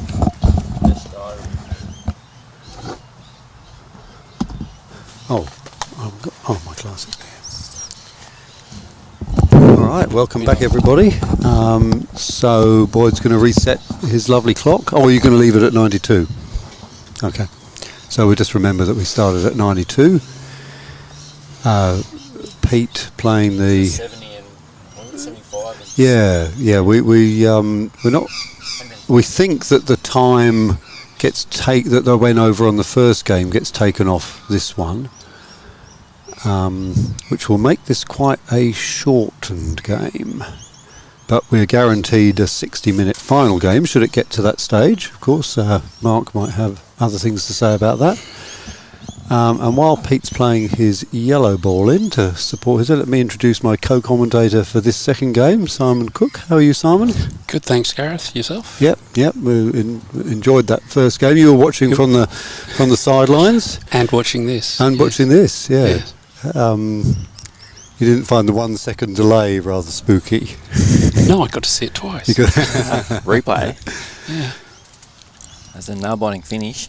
It certainly was. Certainly was, yeah. It was an incredible finish. See most people stick with us as well. Yeah. Over the break. That's good.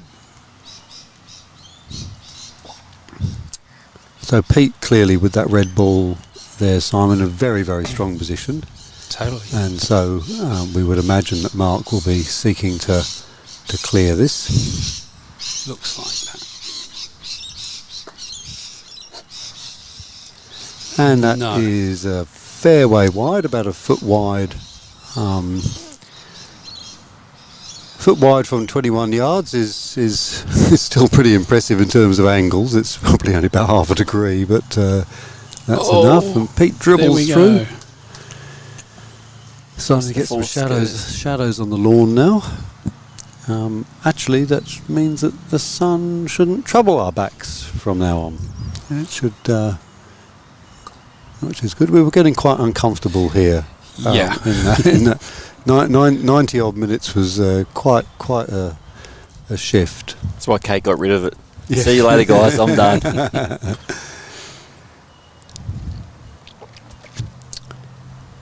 That's a nice shot. Yep, Pete getting up about 3 yards away from the hoop, but with black rather menacing just behind. And a good atmosphere down in the clubhouse, Simon? Yeah, everyone's intensely watching.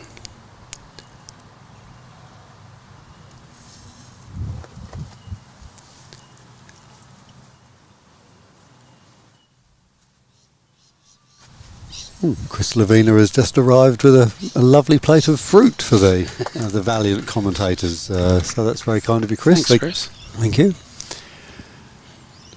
I'll try to make not too much noise while we're chomping away at it.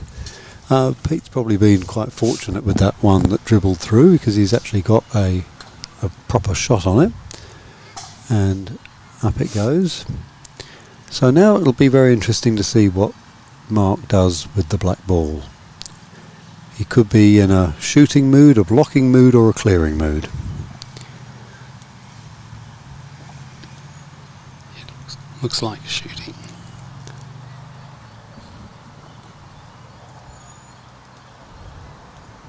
Yeah, it's funny, isn't it? You suddenly get the impression that it's a much more difficult shot than it looked from just behind. It always looks so easy from behind. Oh, that's a delicious shot. What a great shot. You know, to hit the ball in the centre like that and just let the opposition go, 10 yards away and you stay in the danger zone. It's really is fantastic. It certainly is. But Pete has clearing balls, he has promoting balls, he's actually promoted that red ball, perhaps, Simon, into a position where blue can't see the red. I don't know whether Boyd can give us a couple of angles on that, but yes, look at that. Very nice. The blue cannot see the red. And there's not many places blue can go where yellow won't be able to dispatch it. Yeah, lovely shot by It's Pete, a matter wasn't of it? where red ends up after this, it isn't is, isn't it? Yeah, it's a matter of whether Pete can execute. Oh, I think he'd be a little bit disappointed with that. Yeah.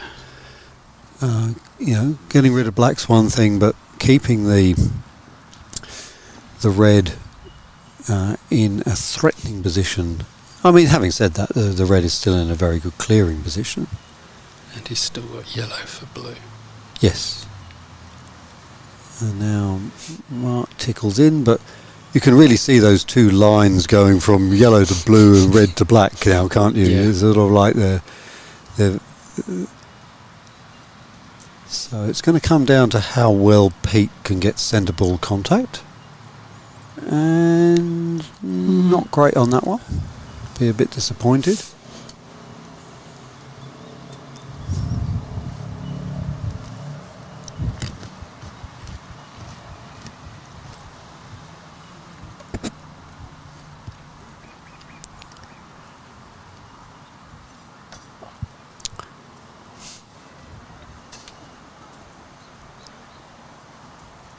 And now red has to go through it all again with the black, and does so very nicely, and actually ends up quite nicely positioned with respect to the blue. Yeah, except yellow's Nothing. a long way off. Yellow's a isn't it? long way off. Yep. So we can see in the background all the lawns being dismantled, all the amazing the snake that is used to stop the balls from going everywhere, all being pulled in, I think. 200 metres, they were saying. 200 metres, yeah. It really has been a fantastic tournament, brilliantly organised by the local Toronto club, and Pete just catching a bit of his own ball there. But yeah, no, just amazing, and we they've were done a fantastic job. We were saying earlier, Simon, Kate, and I, that not only is it really incredibly appreciated by all the players, but the members themselves, you know, really feel very proud about what they've achieved as well. So They should. So a good notice to all the clubs out there thinking of doing this type of thing. It's very rewarding, very much appreciated. So Mark, we counted 7 swings on some of his important shots last time, but we're only going to get 5 now. And Hey, through made it it. goes, and Nice. it's 1-1.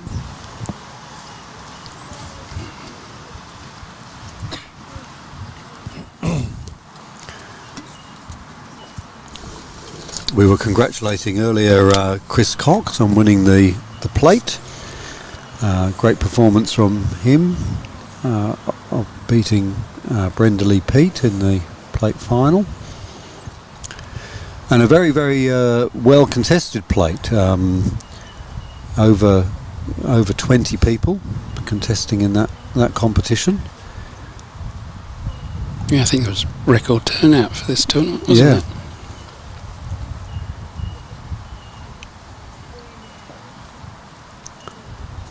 And that's a nice looking yellow, and with the red in Yeah. such a strong clearing position on the black, Pete will be feeling pretty good about that. But of course Mark is lurking 14 yards away. And let's see what he has to say about the situation.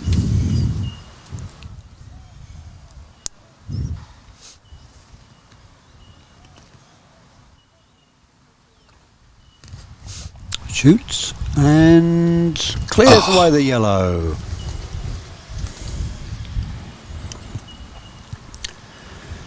That's a lovely shot from 14 yards, Certainly Simon. is. So, red for the hoop. And red makes There the you hoop. go. Yep. So temporary respite there, clearing the yellow. The red goes through, and Pete doesn't have a great backswing opportunity there for the next hoop, but we know that Pete doesn't really need a big backswing. Very small backswing, yeah.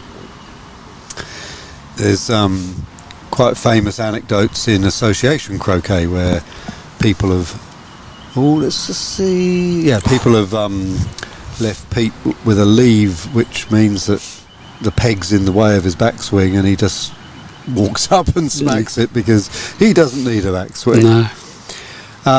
So the black went a little bit past hoop 4, and that's enabled Pete to take a wide position on the eastern side.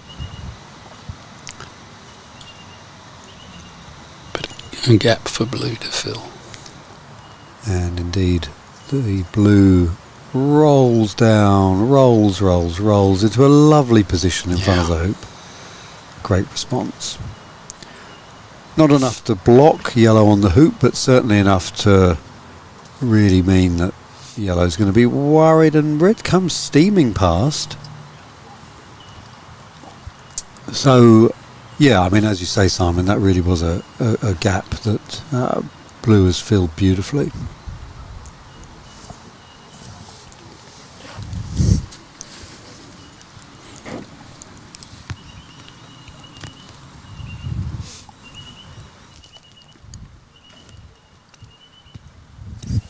Get that lurker out of the way.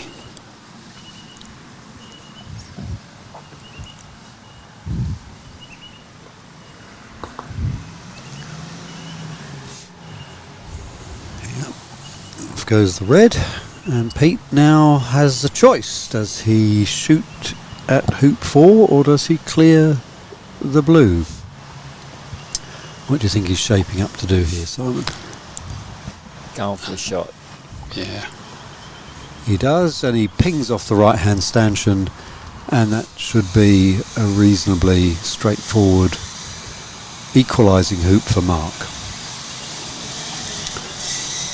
Did he end up offside?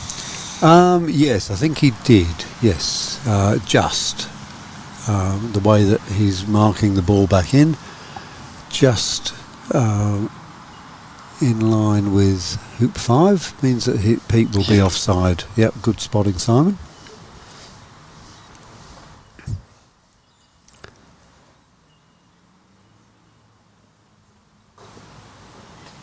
And through Mark goes to level it up at 2-all. So don't forget to contribute to the chat. It's always good to know who's watching and where you're all tuning in from. Pete leaving the red ball a little bit short, and he was sent over by Mark. His yellow offside ball was sent over to the western boundary.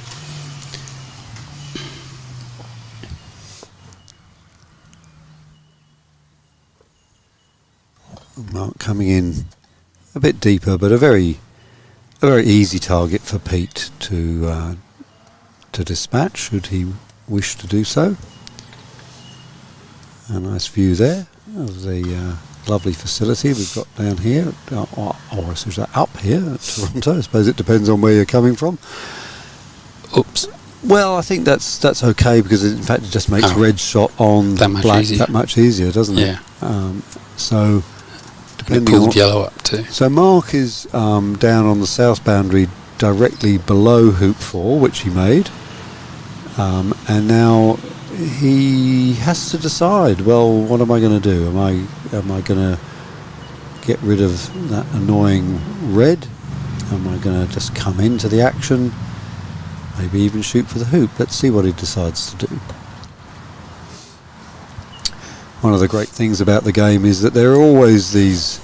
It's not often, is it, Simon, that there is only one choice? Not very often at all.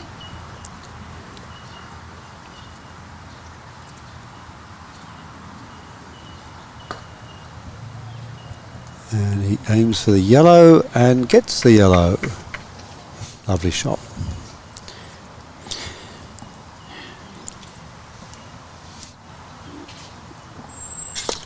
Pete, meanwhile, dispatches the red, gets a little knock on to the...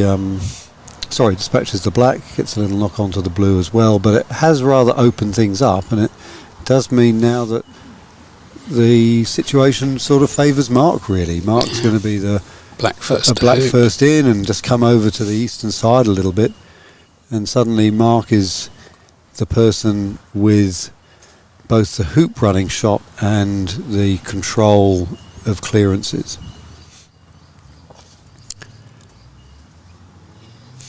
So Simon, have you had a good tournament? It's been a wonderful few days, yes. Have you learnt heaps? Yes. Good.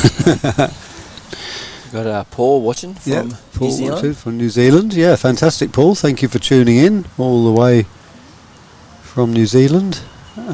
Really, really good. Now, hopefully the timing is good for you as well. It must be Prime time. tea time. 5 o'clock. Yeah, look at that. Brilliant.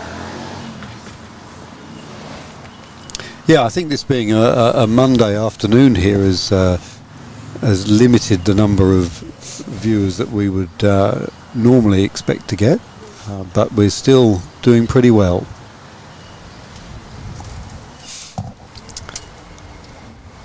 As Mark shapes to clear that yellow ball away, which he does, and he now has his black and blue pretty close together. Pete's going to have a look at the situation. We've got, is it Trajeri and Steve watching from St Clair, west of Sydney? Welcome the coverage. Yeah, Steve was the person who thought Manly was in England before. That's right. Yeah. Yeah, that's in Queensland. Isn't it? The beautiful gardens of Manly Croquet Club could easily mean that people would think that.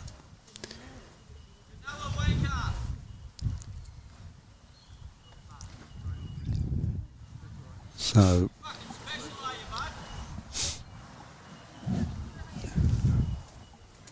Did he touch that?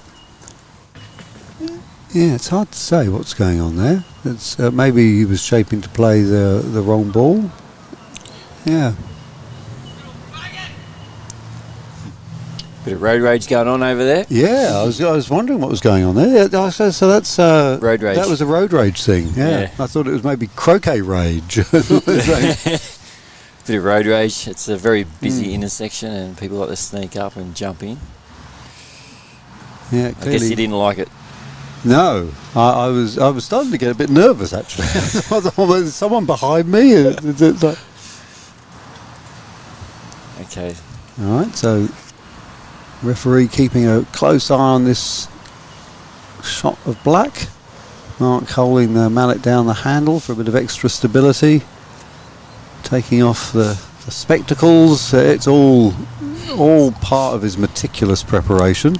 Precision shot. And it is a big shot with the yellow lurking to clear the blue. Oh, he skews it. Oh, my word. Wow. Action replay, I think, on that one, because that's quite an unusual shot to see this degree of sort of... Ooh. The edge of That almost beveled that. Yeah, bevel.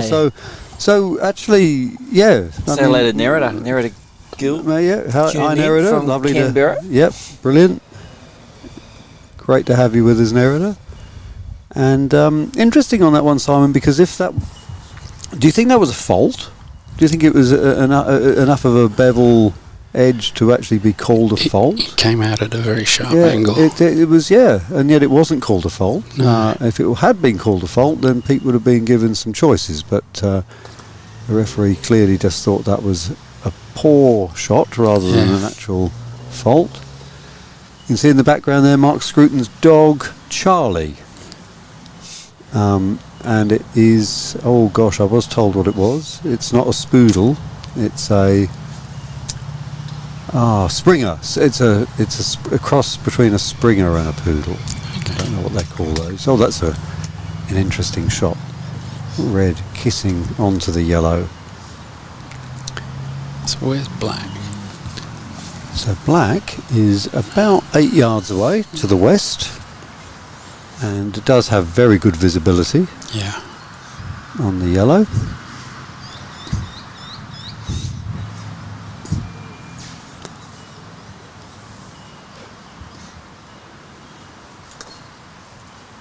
And misses it. Oh, wow. Uncharacteristic miss from just a few yards. They've been playing a lot. That really opens things up. Cavoodle is the answer, Jessica says. Cavoodle. It's... Claire Wilson? It's a... No, it's not a cavoodle. It's a... Because a cavoodle is a Cavalier King Charles Pete. Spaniel and a poodle. Pete just makes that hoop. Pete makes the hoop. No, it's a Springer Spaniel and a poodle, so it's called a sproggle or something like that. Anyway, moving on. Hello, Claire Wilson, tuning in from Southern Highlands. Yeah. Hi, Claire. Watching on. And this nail biting final. Increasingly great croquet community in the Southern Highlands. And Pete will just roll another little red ball up there, even better than the yellow, even better than the blue.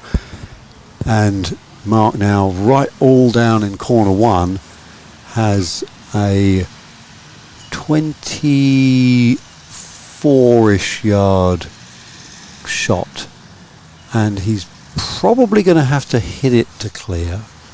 I don't think rolling in's going to be good enough. No, he is just rolling, getting into the action, just coming out to the right. And now Pete should be able to assert some dominance here. A good clearance on blue should really set things up for the red. And it was pretty good, I think. It got a little kiss on the red, but so yeah, it definitely isn't a spoodle, because a spoodle is a spaniel and a poodle. It's a Springer Spaniel, so it's got a Jerry Springer.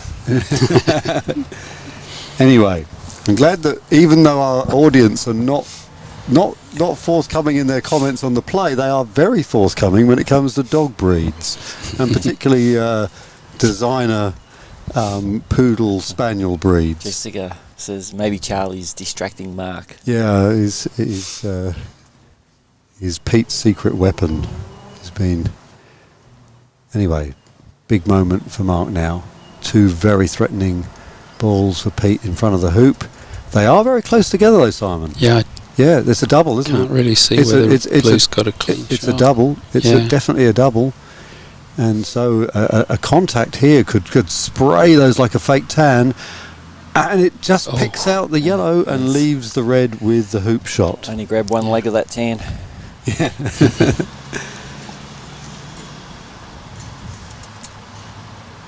Alan says he's a spoofer. A spoofer, yeah, maybe. Oi. And Nice. 4-2.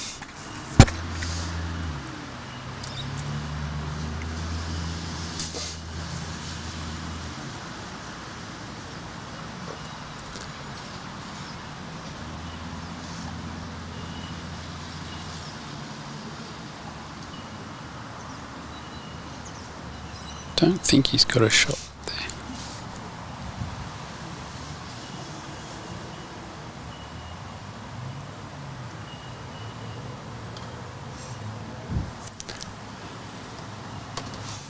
And there it is from Belconnen. Belconnen? Oh. Does that not count as Canberra? Yeah, wow. Is that have we tapped into a deep-seated rivalry? Into suburb rivalry there?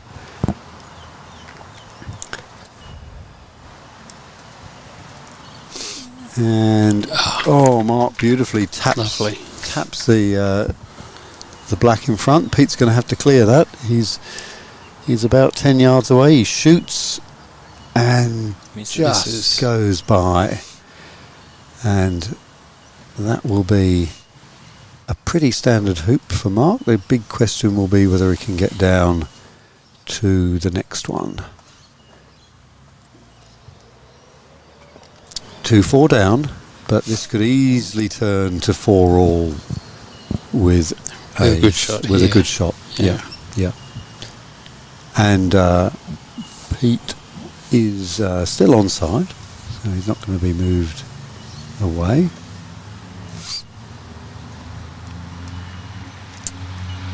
So this for 4-3, but the bigger picture is, can he get down to the next hoop? And he gets it through, but only by about 7 yards. And that will mean Pete will have first opportunity to put a very, very nice ball into the 8th hoop.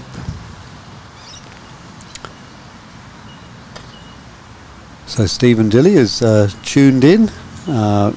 Had a really enjoyable tournament. Oh, great shot by Pete. Yes, right in front. I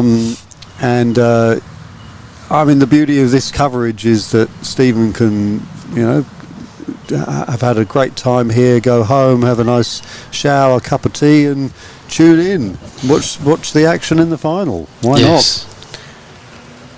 So Mark's going to have to clear. We're going to see a big shot from him now. It's going to be a lusty sort of shot. And we'll follow it on its way down. Strikes. On its way, missing off to the left. And now Pete's going to have a really good look to see where the blocking line is. Now you've got to protect that yellow. Now, Simon, this time of the day, mottled shadows on the lawn. Do you reckon? I was wondering if it made it a bit easier because you've actually got the some things some to reference aim for. points. Yeah. Pete comes in proper. I think the walking into the shadow and out of the shadow. There was a ripple of applause from the gallery, which would imply that was a good shot. A good shot. And again, Mark, maybe his only option now is a hoop, but then he can't because the yellow's in front of the hoop. So let's see what happens. Off it comes and it goes the other side. So on average, Mark hit the yellow because he was 6 inches to the left the first time and he was 6 inches to the right the second time. Bring the two shots together. Bring the two together, he hit it. So Pete, juicy 5-3. You remember in the first game that Pete was actually 6-3 down. It was a great comeback. And it was an amazing comeback. Yeah. And you could just get a real sense, couldn't you, Simon, on the... As Pete made 12 and Mark wasn't able to put the best ball in at 13, you just thought, oh, wow, this is he going to pull it off? Yeah, he's going to pull this off. But Kate and I were saying that it's very, very difficult to come back from 6-3, and in fact we even said that we don't have any personal recollection of coming back from 6-2. Have you ever come back from 6-2? No. 6-4 though, you're rather good at that. 6-4. 6-4 is fine. 6-4 I can do.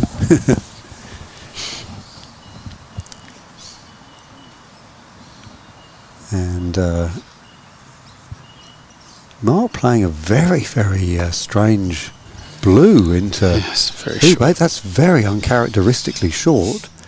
So much so that Boyd's lost the plot Boyd was suddenly totally disoriented because the blue was so short. And, very unusual. There we go. Found it. And the red's short too, isn't it? The red is a little short, but not as short as the blue. But no, nothing wrong with that black. But I still think the red's got a chance of shooting.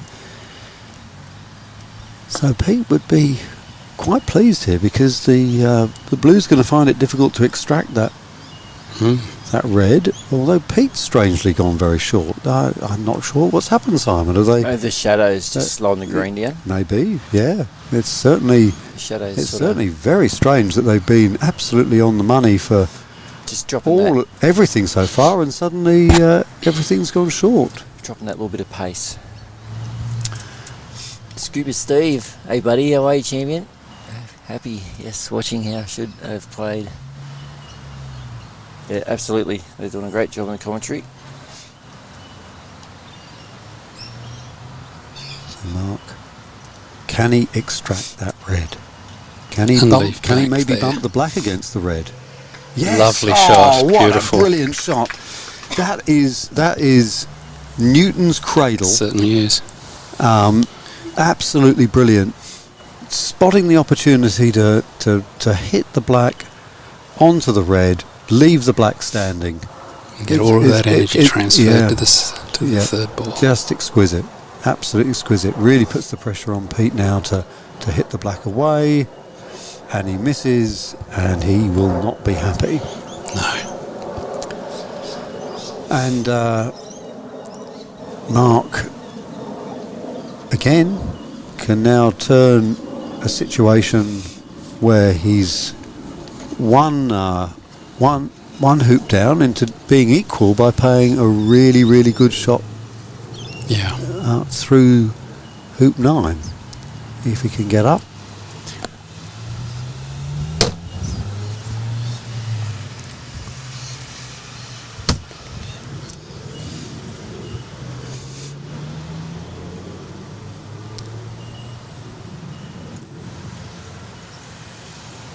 Big moment for him. I predict 6 casts for this one, Simon. Let's see. 1, 2, 3, 4, 5. Hits it on the 6th and blobs. Hits it on the 6th, blobs, crumples into a little heap, and we have hoop back on again. Because that could very well have set up another last 3 hoop battle like the previous game. Yeah, absolutely. So not easy choices for Pete here, because there's quite a straightforward promotion of blue onto black. So it's very likely that black could end up with a hoop running shot at the end of this, and red is 14 yards away over by hoop 1. So Pete's yellow is a little isolated here. It's certainly one that he's going to be very conscious of keeping the rotation alive, to buy him time to bring that red back in. He's not going to be looking for an easy fix to this. He's got to pick a great clearance position, hasn't he? Yeah, it wouldn't surprise me to see him going on to the short side here, but let's see what he decides to do. Wide across black, or tried to. Well, I suppose what he's saying there is, okay, Mark, you either promote your black or you clear me, but whatever happens, I'm bringing my red back in. Yeah. So he's bought time, hasn't he? Yeah. He hasn't done anything silly. He's meant that Mark is much less likely to go for the promotion on black, because actually the spot that Mark would have wanted to promote the black to is now occupied by the yellow. Yeah. So yeah, lovely bit of thoughtful play. And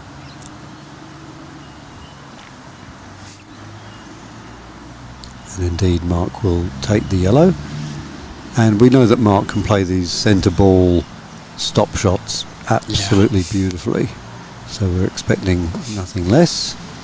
Oh, commentator's curse means that he clips the edge of the yellow and careers off the southern boundary, and red now has the opportunity to come back in.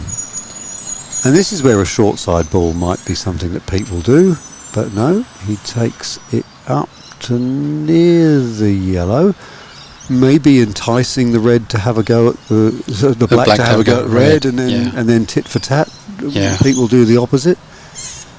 But brilliant that after looking it's a game of cat and mouse. Yeah, a bit cagey. It's now we're back onto a contested hoop. Yeah. So it's wide from yellow. Yep, Mark playing to a position where yellow can't see. But blue is 7 yards away. I mean, well within Mark's bread and butter striking distance, of course.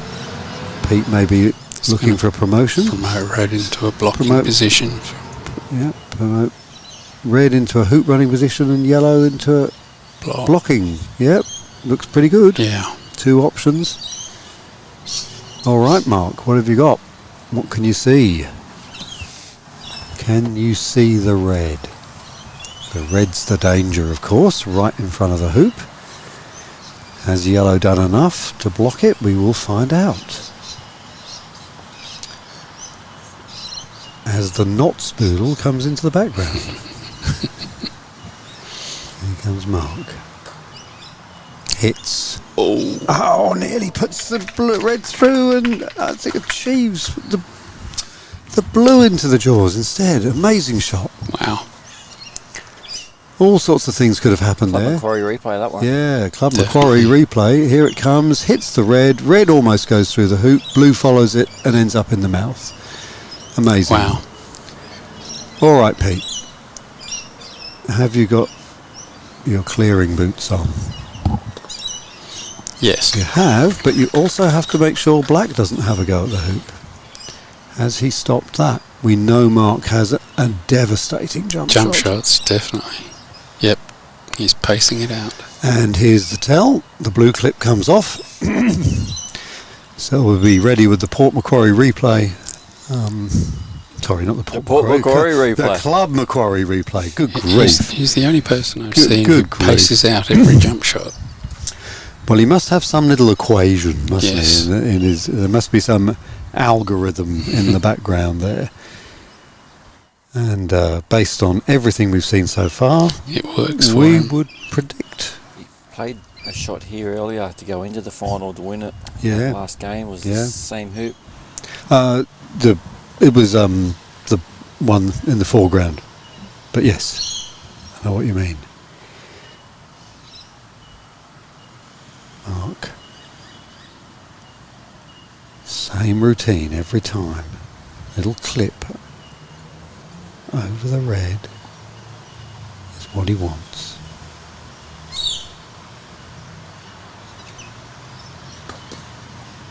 And he doesn't make it. He doesn't make it. Another commentator's curse. Well, what he has done though is make it really, really weird for red, and potentially an interesting opportunity for Pete to have a jump. Yeah, why did he put the peg up? But don't think Pete is going to do it because he's not taken the peg away. Can he clip the black away from underneath the red? No.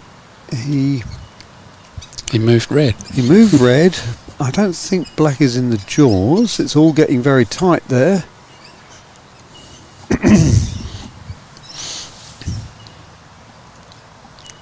But I don't think black's got a shot.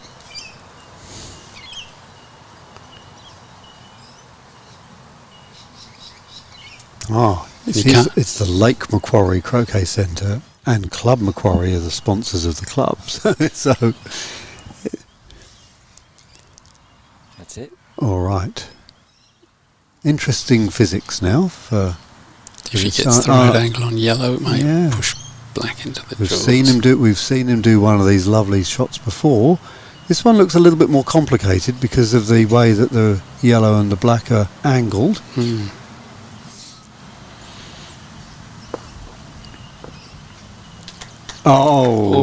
Looks pretty good. I don't know whether the red's in a good spot there. Not really. Well, although we have seen Pete pull them out. Yeah, lovely. And off he goes. All right. We remain with the contest.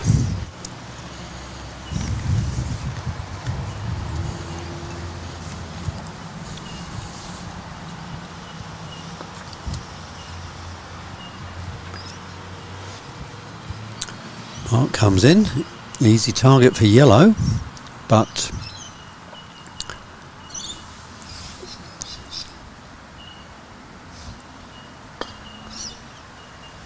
Pete manages to sort of dispatch it, but he probably would have liked his yellow to stay around a little bit more. But it's certainly loitering, and Mark's main concern now would be that red with a 4-yard shot at the hoop. So probably a little bit of block action here. Don't think he was too happy. You think he might have left that open a bit? Yeah. Certainly Simon, a shot that if Pete can centre ball the blue, should he choose to do so, might have put the red through, or might have clanged the red into the jaws. But Pete not happy with that. Can always tell when Pete isn't happy. Yeah. Lots of little. Yeah, there's self-admonishment and tapping of this and looking at the end of the mallet and What do you do when you do a bad shot? Have you got swear to myself. Have you got a little routine? I think it.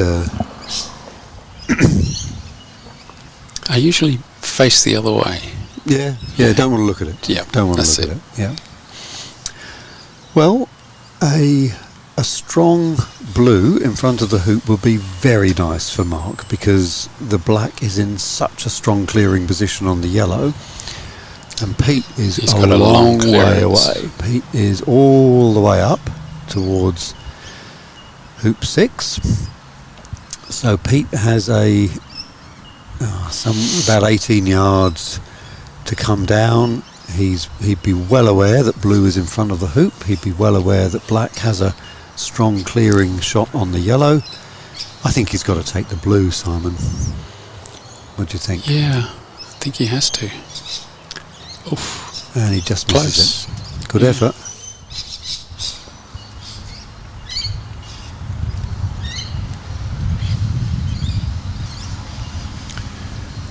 But he'll be upset. He, the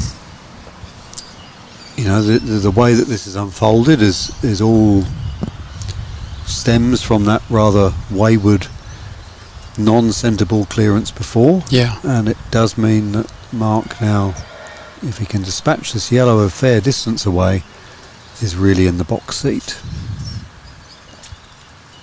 He's got to cut it down to... Oh. No, that's not enough. Not very far. Not very far. That's a 7-yard shot for Pete. Yeah, that's right. We're getting 10 minutes?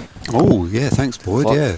So what's our formula here? We had 92 minutes in the first game, and what did you reckon? So if they have 75 minutes in the first game, 70 minutes in the second game, so we should go into 145. But I think I might have missed a minute or 30 seconds when they started. But we reckon we've only got about 10 minutes. Yeah. If that's correct, yeah. 70 and 75. Well, the referee's been really good at coming over to the commentary position and telling us what the state of play is in terms of time. But Boyd's brilliant clock there in the top left-hand corner is certainly giving us a good indication. Oh, Pete shoots at the blue or the hoop, but one way or another, came off the leg. Come off the leg and.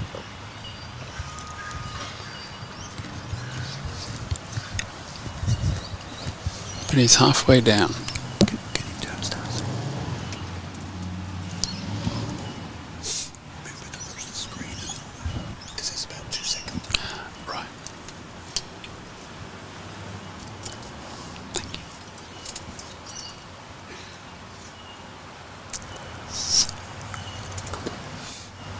Oh, just grovels through.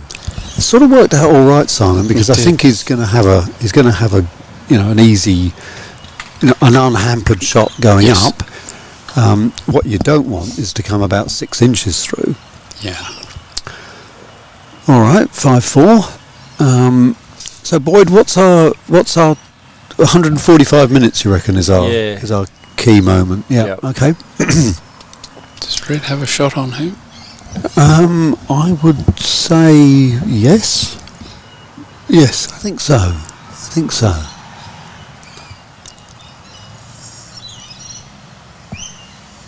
Yeah,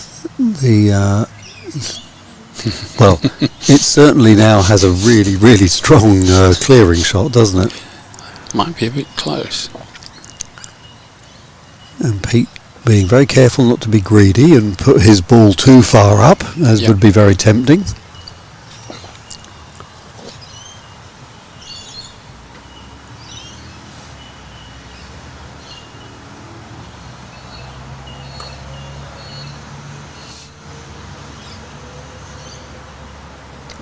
Oh, well, that was close.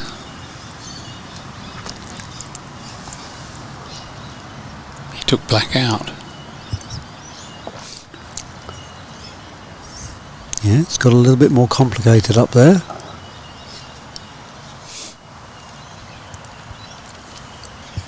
So Pete's going for the hook. No. Blue. Dispatches the blue and remains wide from the black by the looks of things. So in control of this hoop, that's for sure. Yeah, so Pete definitely has the commanding position here. Mark having to go for a clearance shot on yellow. 3 and a bit yard shot on the yellow. We've only seen him edge a couple of these. Most of them have been centre ball.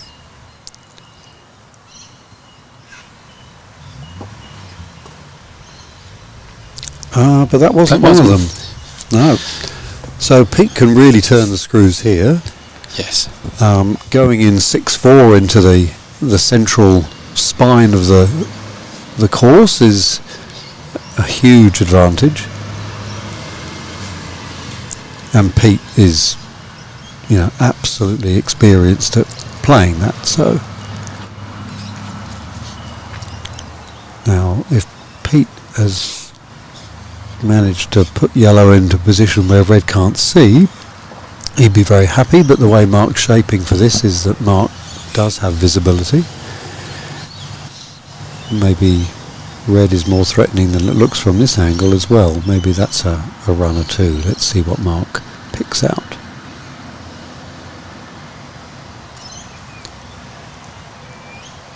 And he manages to extract the yellow, but now we'll find out exactly what the status of red was. Should be able to put that. Was it a runner? Was it a jawser? Ooh. Missed. Well, difficult to tell from this camera angle. And that's probably better than it looks from the earlier angle.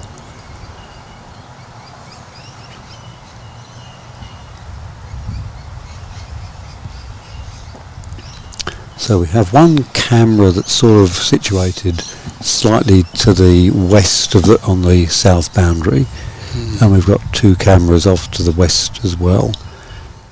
So this is sort of the worst vantage point in a sense for this hoop that becomes 3 and 10 and 13.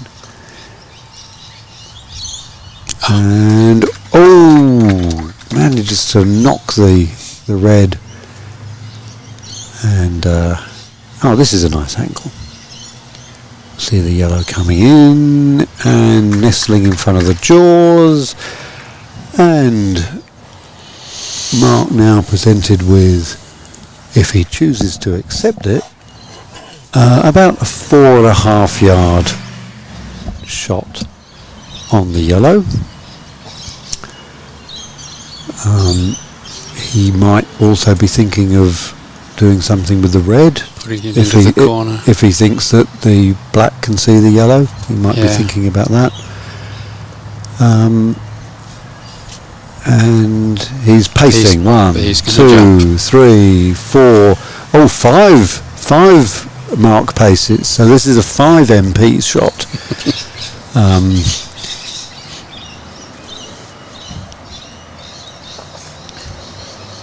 This will be his longest jump in the finals.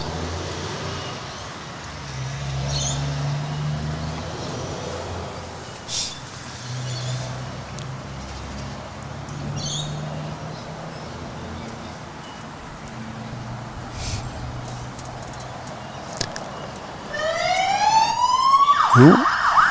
Emergency services have been called to... So Kate was asking how many MPs. It was a 5 MP shot, Kate. It was all paced out. We saw the paces. Now we're having 1 swing, 2 swings, 3 swings. Then we position. We lift the mallet up. We put the mallet back down. We take the shot. Oh, and it goes quite wide this time. There we go. Now, can red see black? Pete is shaping for a shot of red on black.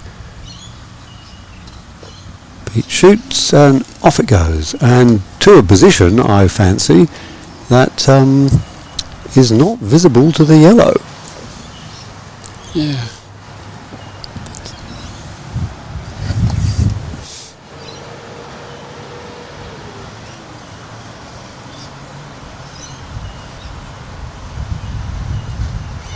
Yeah, 10 or 11 yards with probably not much of a yellow ball to see.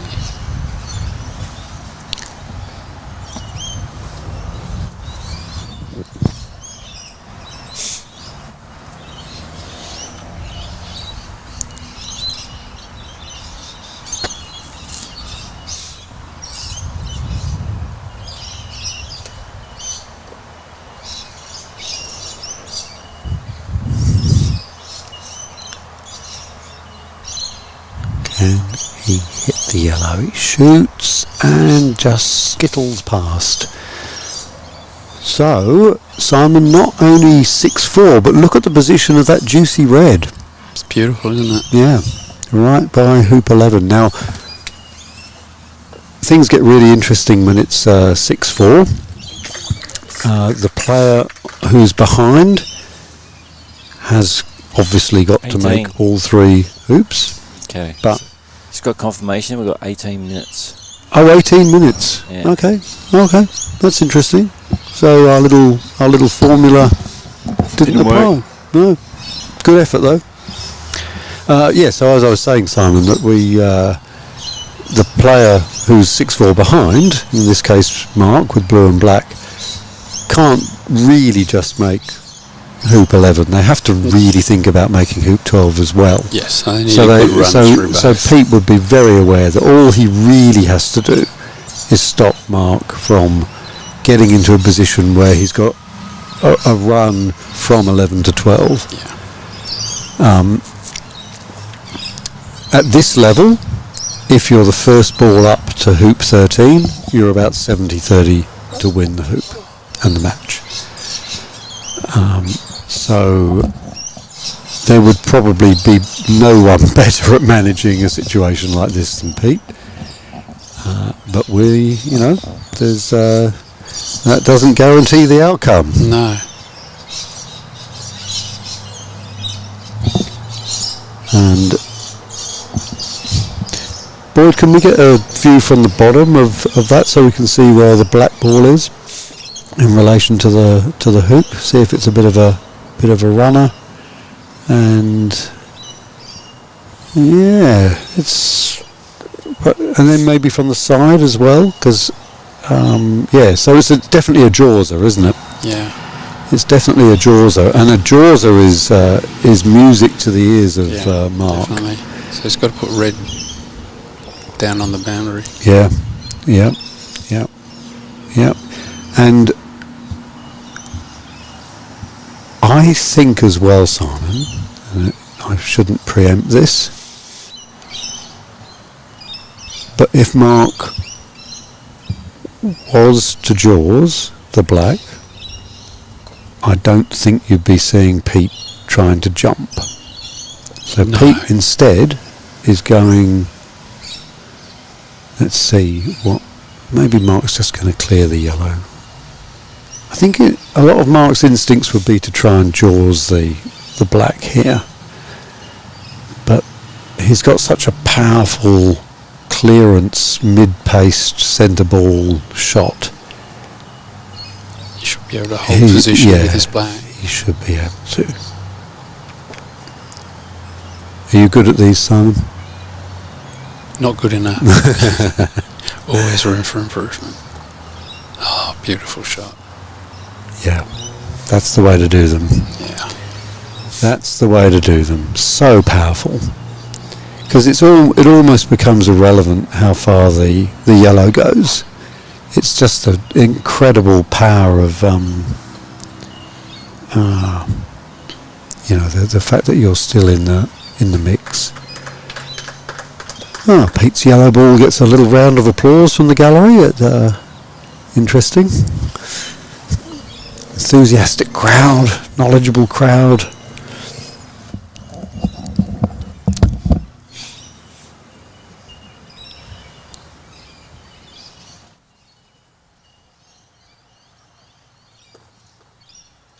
And smacks the yellow away.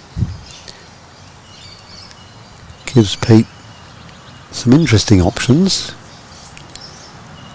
Pete doesn't mind too much if Mark makes the hoop, as long as Pete's first ball down at 12. Hoop 12. So blue's more of the danger. So, yeah. So if Pete might be willing to let Mark take a longer shot with the black. The black is about 3.5 yards away.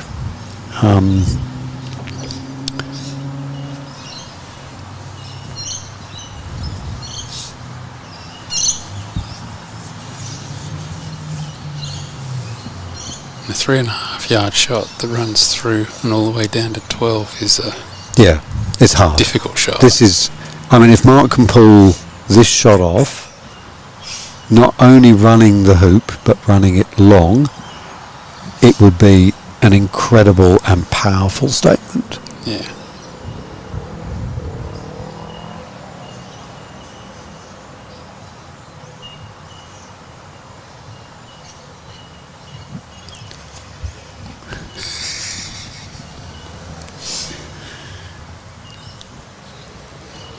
Here he goes. We'll hear the crowd reaction.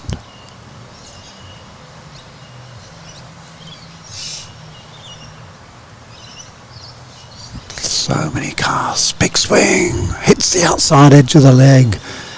And Pete now with a good opportunity, because he can sling that yellow in knowing that the blue is a good 13 yards away. He's got a shot with red too. Yeah, he's got 2 shots, potentially. And Mark disappointed that he wasn't able to take advantage of that 3.5 yarder. Now, just decides to come in, put a bit of pressure on the red shot. And again, Pete, so experienced, will be weighing up, obviously I'd like to make the hoop to win, but my priority is to make sure Mark doesn't make 2 hoops. Yeah. So, hitting the ball that just came in, always a good option. Always a good option. Normally when you hit a ball it comes straight back. Yeah. But you hit a ball that just came in, that's not coming back for another half a rotation. Yes.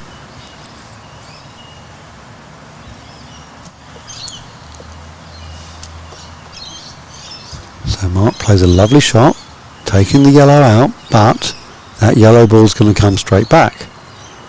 Now, can red see the black? Just. Simon? Do you reckon? Yeah, about 3/4 of it. All right. So, is that going to be enough to tempt Pete to bring the yellow into a lovely hoop running position? Yes, it is. Yes, it is. Is the yellow hidden in any way? No. No. Now, so you reckon that red can see the black, and therefore Mark might need to dispatch the red. He's certainly giving some big swings here. Yellow. You think he's going to take yellow? Yeah. Yeah. And he does. Good call. Good call.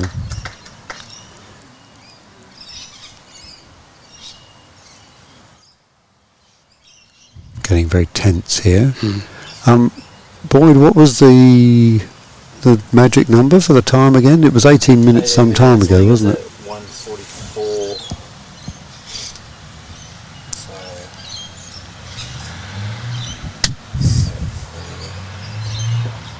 7, 8, probably 10 minutes, maybe. Okay, maybe 10 minutes. Pete just nudges the edge of the leg. Ooh, that's a risk. Is that an in-off, Simon? It was also, he's stuck behind the hoop. If black makes the hoop. Yes. I mean, maybe. I mean, do you think Mark would have thought of maybe cuddling up to the yellow and then taking the hoop on with the blue? But no, he sees the hoop. He sees the in-off. He sees glory here. A lot of options. Mark shoots. No, doesn't get the in-off.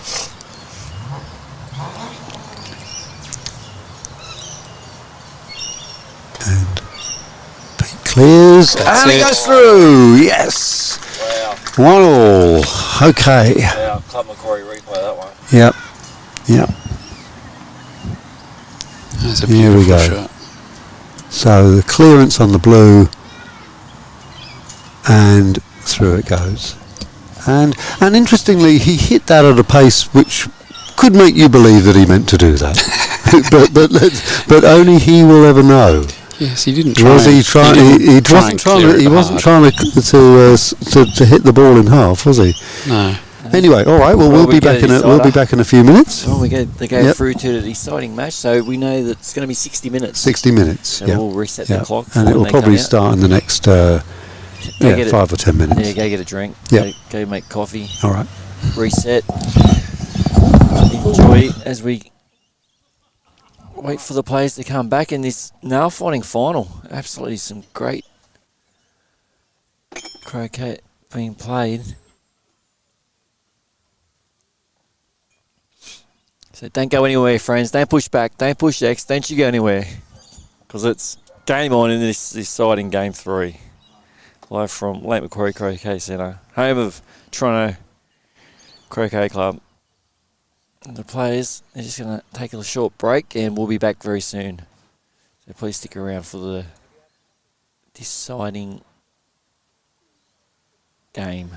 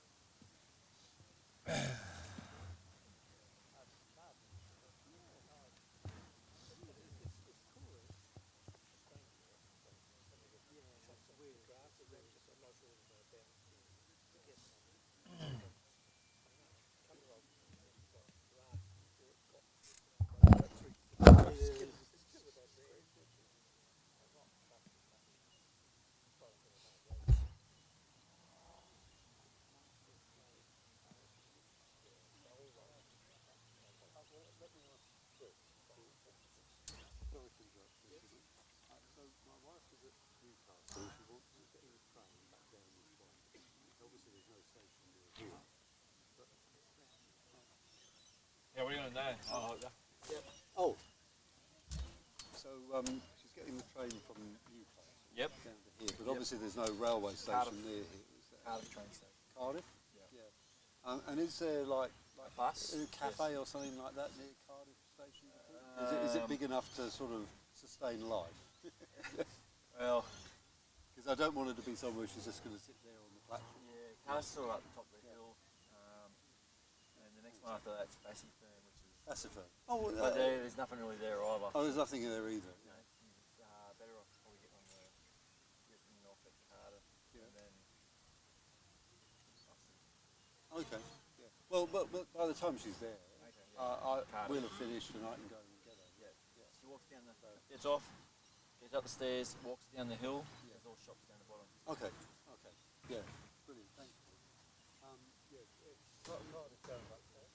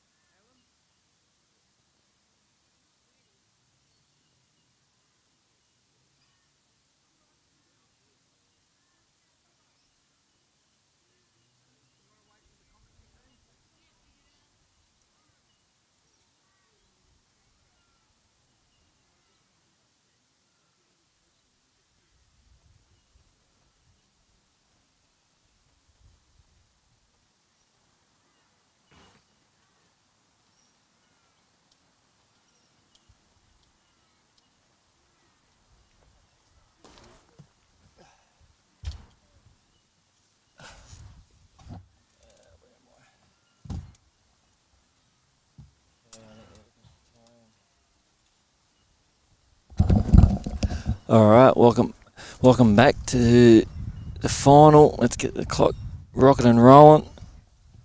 Here we go. Yeah, welcome everybody.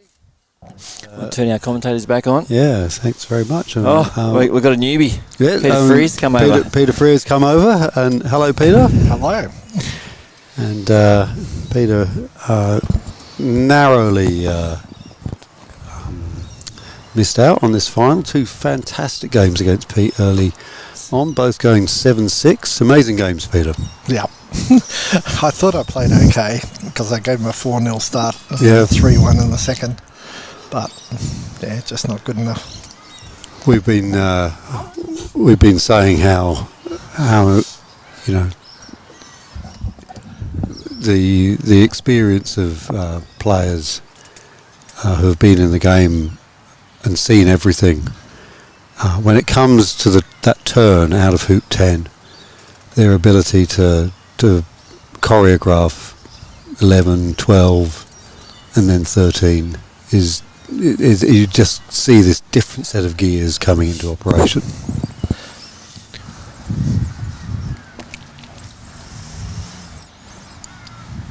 Yeah, although sometimes it's important to try and shake it up a bit and do something that people don't expect.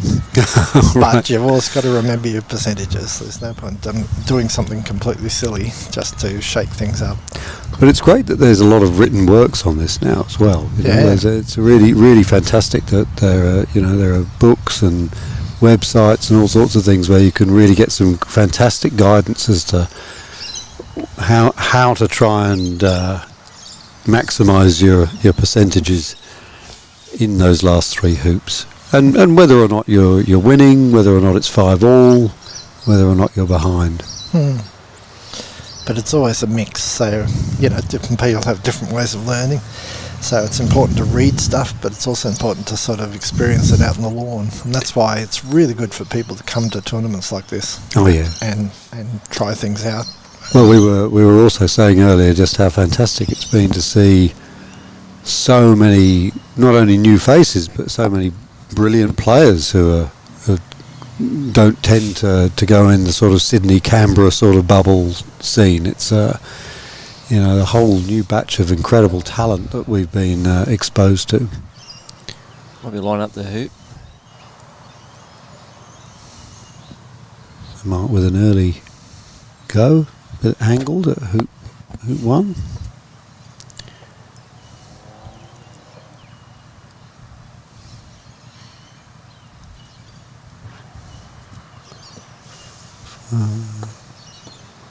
And after 6 casts, we got up to 8 casts on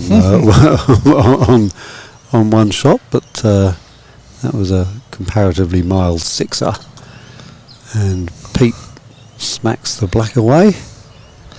Well, back in the day, there was a woman called Kath Colclough up in Queensland, and she used to have about 30 swings, and then she'd lose it and step back and then come in and start again. So finally they put in a new special rule that you could only have 8 swings. Oh, right. Or you weren't playing with Expedition. Yeah. Is that actually a rule, or is that just a convention? It was a special convention. Yeah. And Kath actually played quite well with 8 swings. She just had to trust herself. Oh, that's a lovely block. It's a good block. Yeah, because Pete not only had a clearance there, he had a potential in-off. I haven't seen that many jump clearances, have you? No, you're right. Because, everyone's used to jumping through the hoop, but jumping, you need to practice jump clearances. Nice. But yes, no, I you're right, actually. I'm just thinking, I don't think I've seen any. I mean, I've seen plenty of jumps that have ended up being a clearance, if you know what I mean. Yeah, right? You I take consolation. Yes, it's a sort of consolation prize, isn't it? Yeah, it may not be a great jump, but it's often an effective clearance. Now, Pete just demonstrated once again how he's the master of just nicking off balls and then running the hoop in the same game. Well, I have to confess that I missed that. No, we were talking about jump clearances, but in the end he didn't need to. No. He could actually he's see. almost through. Gosh, close.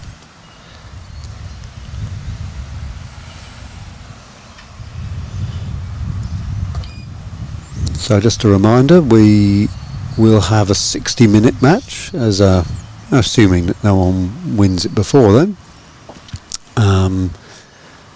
And we've got that very helpful timer in the top left-hand corner, thanks to Boyd's initiative. And it's proven very, very useful in all of the coverage. We've actually been half a step ahead of the spectators as a result.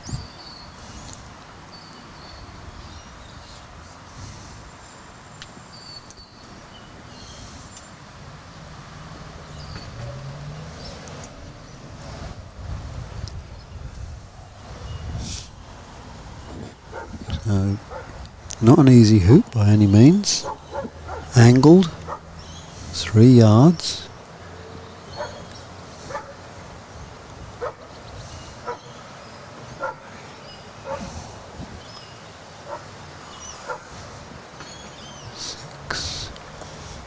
And 7 swings later, Mark claims Hence 1-all. the hoop.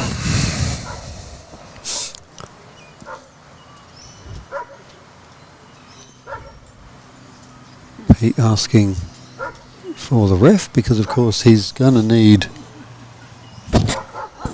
to play his red across on the line that we're looking at here, and the blue is going to be a little bit inconvenient.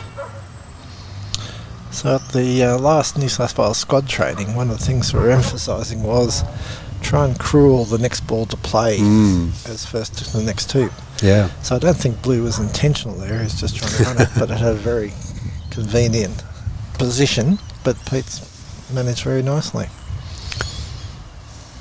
And he's put the red up near hoop 3. We might have to wait until we see the side view. No, it's pretty good, I reckon. Yeah. Yeah. Just catching the edge of that shadow.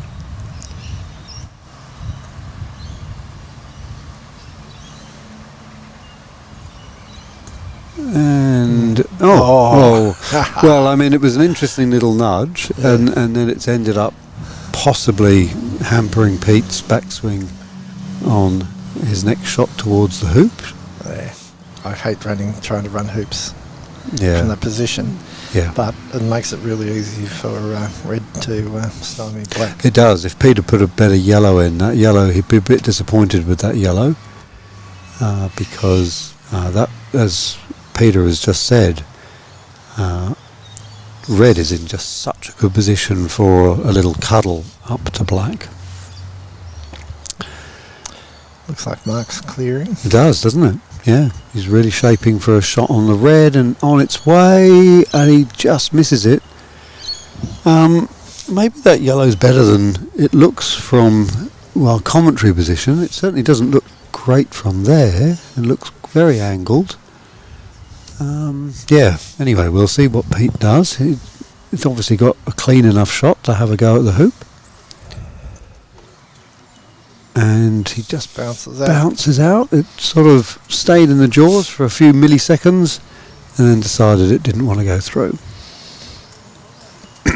So Mark's having a go. He's got this new technique where he takes up his hand position while he's standing straight in front of the hoop.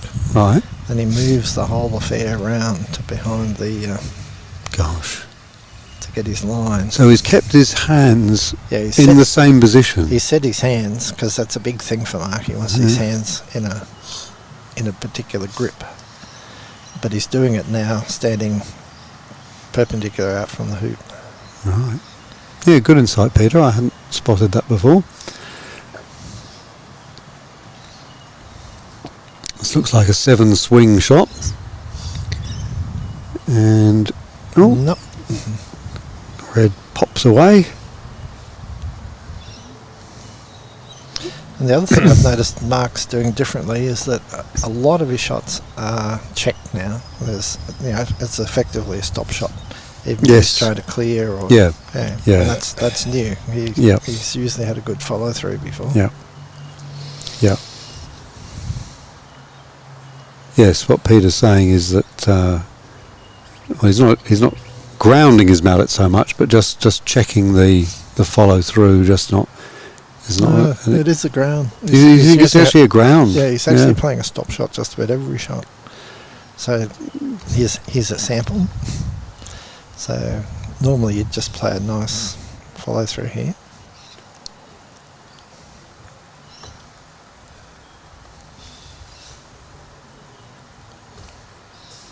Yeah, you're right. The commentary of the recent World Team Championships, they were very, very down on people talking about grounding mallets. Tom Balding was just absolutely scathing of it. So, and it doesn't make any sense. It's an AC ground. The whole idea of grounding the mallet is very much bedded in AC. It's got no relevance to your ability to play the stop shot here. So it's all about centre ball contact. Clearly a debate we could have later. Yeah, I find that when you're trying to clear someone and stay, then stopping the ball helps. Centre bowling is the crucial thing. Yeah. But yes, no, I do. I'm. But in a normal shot, I'd like to see a follow through because that shows you where you've sent the ball. Yeah. And Mark's got this really nice casting, and then he doesn't. And then he doesn't on the actual shot. But he's been very effective with it. But then that, yes, yeah. Okay, so Pete knows there's a very strong jump shot, and so he goes lustily for the hoop, but in doing so, pings off. Well, you always feel like you should put a bit more on when you're on an odd-numbered hoop, because you want to not just run it, but get a bit of run and get down to the next hoop. Yeah. But the more you put onto a hoop shot and you don't get it right, the more rejection. In this case, it's almost across at hoop 11. And these hoops are certainly ones that like to reject. They're Now that's a really interesting place to put red, because you're very vulnerable to blue. So here's Mark doing his hand set. Yep. Doesn't have to change much.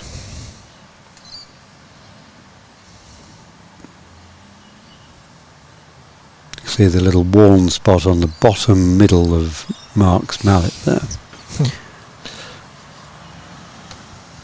Good to see Darren tuning in, fellow state squad member. G'day, Darren. And Mark takes it through very nicely. Great shot, and gets some good distance as well. Yeah. That's a really beautiful shot. And that demonstrates that you don't have to hit it 100 miles an hour to get good No, run. If no. you just run it clean, it'll keep moving. Yeah, no, it was very, very good. Yes, Darren was at the New South Wales Men's at Canberra. Yep. And had a reasonable tournament. He's looking to really make a name again, because he has been on the Victorian state team and he'd like to be in the New South Wales GC state team. Well, presumably the transfer fee was similar to that paid for Cristiano Ronaldo. Yeah.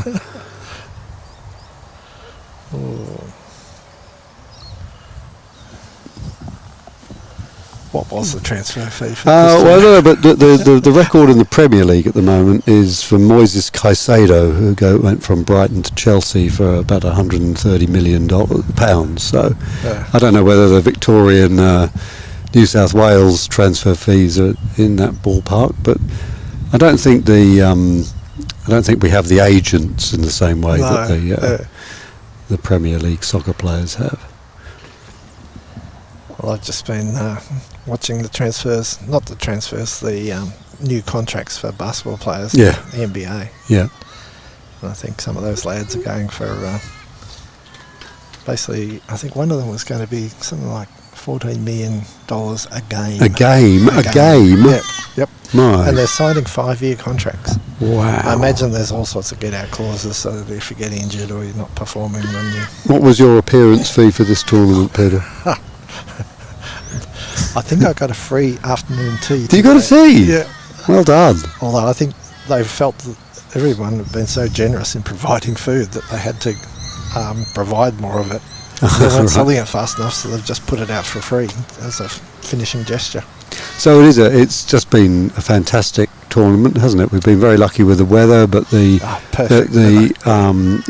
club members have just done such a fantastic job, and a real inspiration to any other club that might be thinking of running something like this. Yeah. And it's a good... this is going to be one of the anchor clubs for the Interstate Shield events in September for the Australian events. So this is a good tryout to make sure they've got everything right. The lawns are probably still a little slow, but they're still establishing. They're only, less than 12 months old? Yeah. So did they grow them from seed or from turf? I think it's seed, but I don't seed, know. Really? Really? Wow. Gosh, that's incredible. To have such a lush carpet. Well, I understood that their recommendation from the council was that they actually don't play on it for 18 months to make sure it really gets going. Okay. But they couldn't wait. That's a long time. It's far too long, yeah. Well, I mean, it's amazing. I can't believe that such a carpet could come from that short a period of time.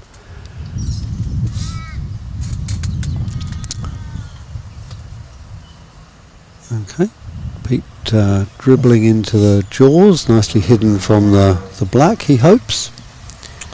Yep, he's hidden from black. He's still out from the jaws.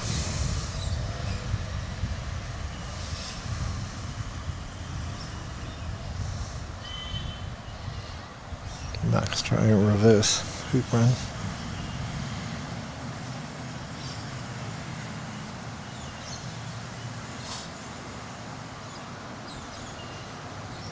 Ooh, this is a 9er. And it hits the outside edge.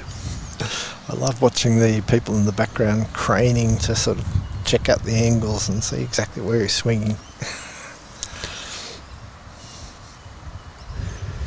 Yeah, so as good as Mark's jump shot is, I think this distance might be a bit tricky. He's, Yep. There are times you just got to give up on the hoop and go halfway to the next one. I mean, I guess there is a spot on the extreme left-hand edge of the red ball which would send it away from the hoop, but you know, you'd be flirting with danger, wouldn't you? Well, worst case here is she hit it on the extreme right-hand Yes, edge. yeah, through. That's right. And although you would then continue across somewhere useful. Yeah, good 8 yards away. Yeah, he's going for it though, Peter. He's going for it. And he gets it out. Well, there you go. I suppose it is a great shot. There's enough metal and space and everything that means that you could get quite lucky with something like that. Now, do you think Pete will smack this black away here? Yep. I'm a little surprised that red doesn't have a go back at the hoop. It is difficult to tell from this angle exactly where it is. Yeah, but I think what Pete's trying to do is to get his red further as well. Yeah, put it in position for 5. Yeah. Yeah. And also to some extent he's enticing Mark to have a crack at the yellow and go sailing past, and therefore then himself be a long way away from hoop 5. Gary Thorpe watching on the driving down to him. Well, I hope he's not watching and driving. Well, he's got one watching, one driving. No, that's great to hear from you, Gary. And yeah, it is good listening, isn't it? It's very easy to have it on in the background, and then when it gets really exciting, you can stop at the service station and watch the 13th hoop.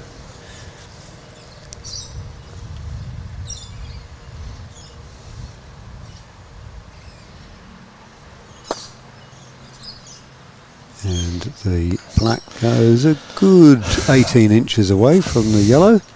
And as you predicted, ended up on the eastern boundary. So if Pete makes this hoop, he'll be pretty pleased with the way that rotation has unfurled. Yep.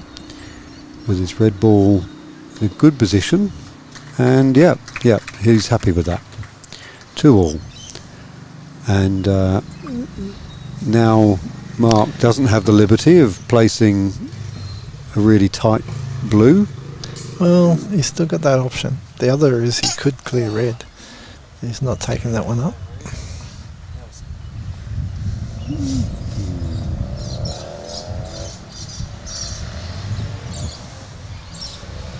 It looks pretty good.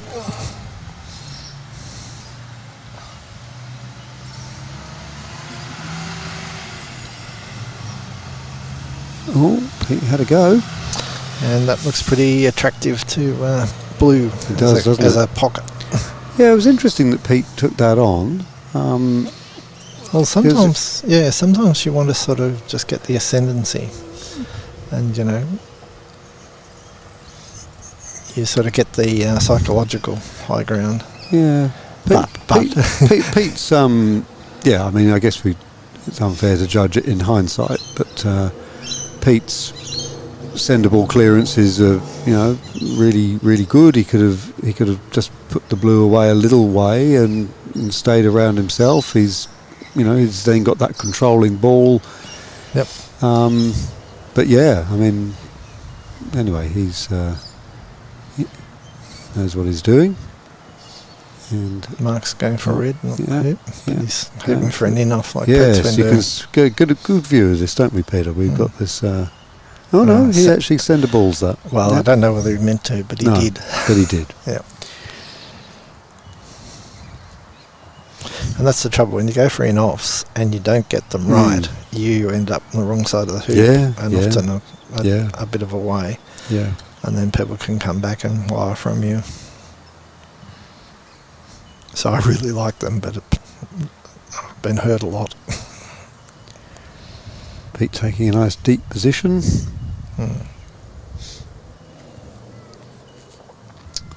So 2-2 in this final game of the final. And this is a tight shot, Peter. It's a real angle. Is he perhaps taking the yellow? I think maybe there's no point in that. Yeah, that's right. It wouldn't be, but it's very tight on the hoops. I don't know. Yes, he was taking the yellow. And badly. Yeah, and it was always going to be the case that the black would go behind the hoop there. So, an interesting decision by Mark.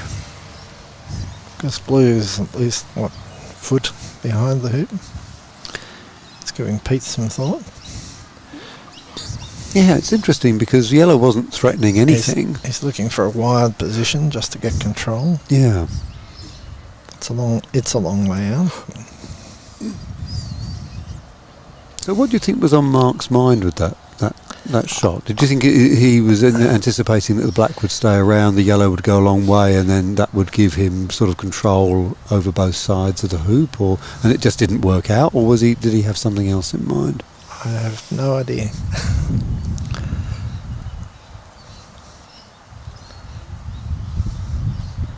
I would have probably come across, taken a wide position from yellow, and if necessary, then use blue to promote me back in front after yellow playing.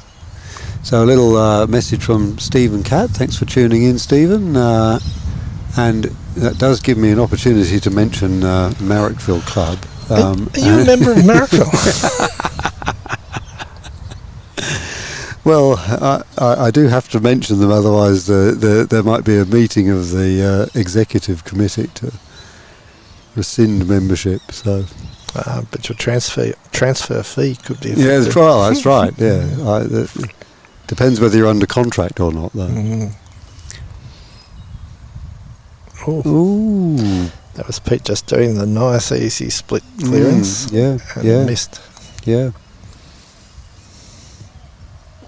So a lot of jockeying for position at hoop 5 here. 25 minutes into the game. We've got a maximum of 60. Well, depending on what the status of the hoops are at the 60-minute mark. But certainly we've only played 4 hoops and we're 25 minutes in, so that's just worth noting. As Pete clears, leaves the black in front of the hoop, but of course with the red having something to say about that. You think it's open? Yes, I think so. I can't tell exactly. Maybe if Boyd flicks up onto the topmost camera and looks down, we might see it. Yeah, it's open. And what Mark's trying to do there is put blue where yellow can't see it. And it can.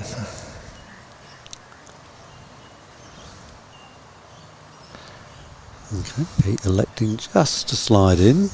He's been very effective with just sliding in the block in front of the hoop. Yeah, he's clearly utilised that tactic, but very dangerous against Mark with such a powerful jump shot. Yep.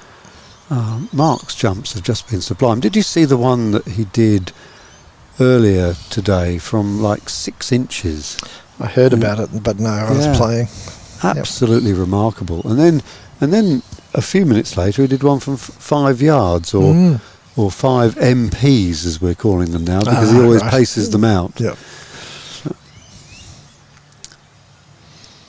So this will be another clear, just split at either side of the... Yeah, and yellow's a fair way away. Yellow's about 9 yards away. He nearly ran that through. Good opportunity for a replay if we can see it, because that red went perilously close to going through the hoop. Just watch this. The black hits onto the red, and the red almost goes through. Now we have discovered that we have the ability to watch these replays at 0.25 speed, so we'll just bear that in mind. Just so that you know, Peter, if you want a quarter speed video at some replay at some stage.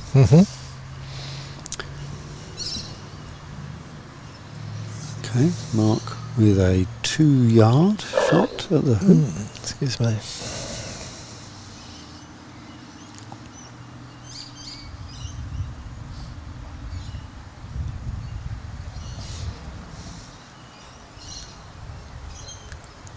So this would be handy if he runs this up.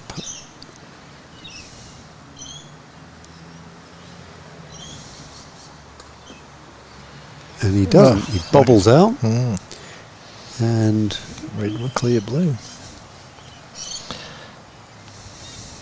Yeah. So it's interesting, you know, you're quoting the reference material, including Ian Burridge's nice book. And in there, unfortunately... Yeah, that was unfortunate for Pete. He's taken his own ball out in the process. And you can always tell when Pete is not happy because he sort of does his swipey thing afterwards. He must be... It looks like his back might be hurting him a bit too.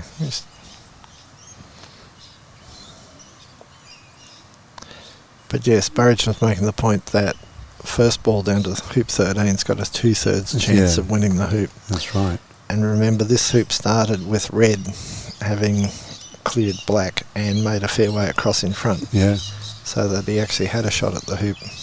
Yeah. After blue came in.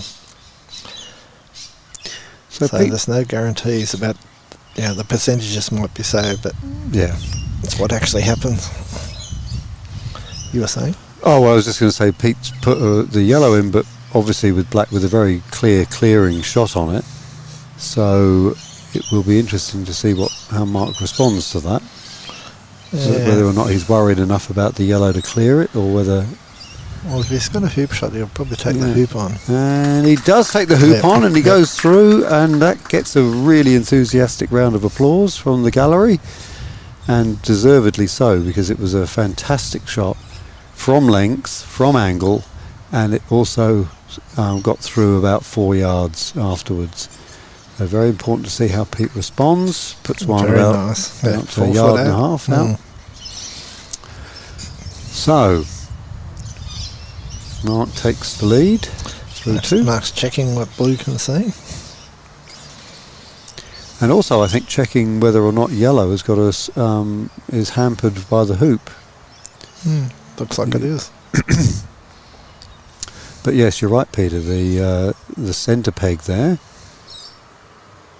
which does not look the regulation 18 now.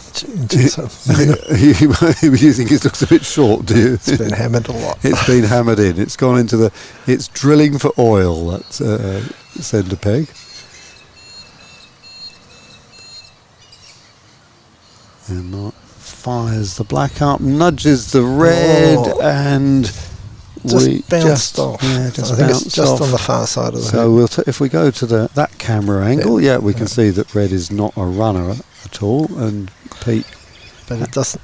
so Pete has to come through the hoop, and that steers him a bit wide. And blue looks like it might have a peg between it and red. Yeah. Red looks as if it will be able to clear the black very easily and stay in position. So because you wouldn't want to flick into the hoop and then have Mark jump you. So you might be able to see the hoop. Yeah, you might be able to. Yeah. No, rolls it, rolling in.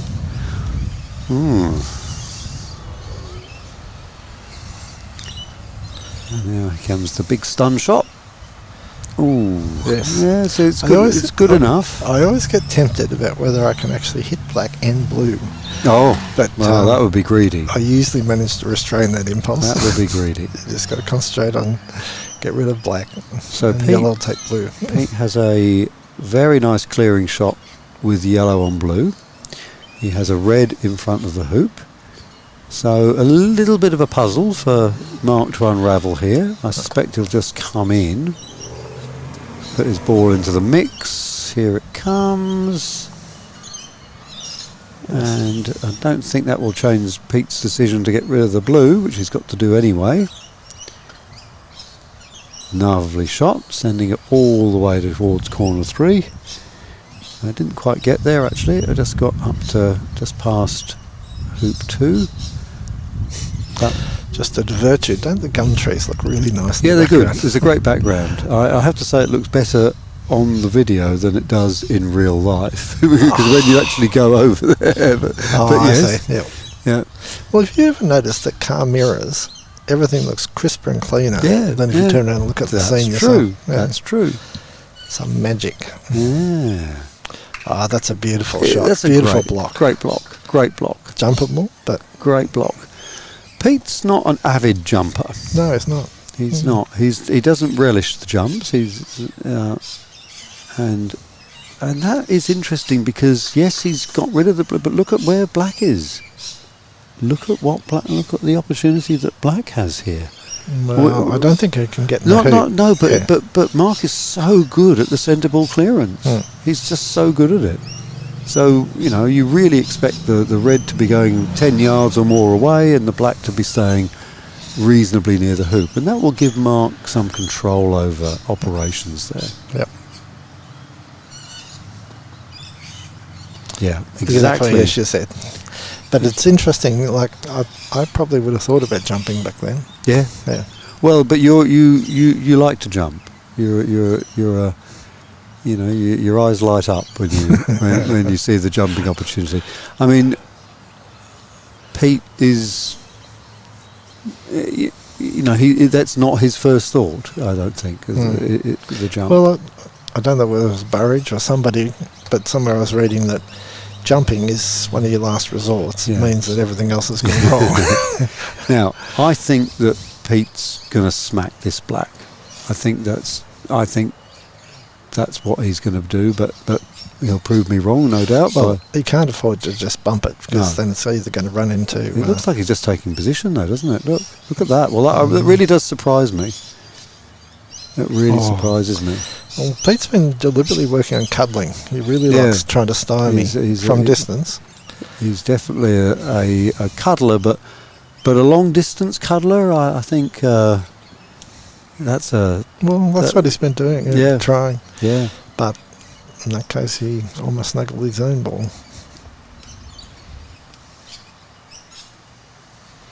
So Mark's decided to work it round. Yeah, regulation stoppy clearance now for Mark. This is bread and butter for him. This is probably only a 3-cast operation. Yep, it was.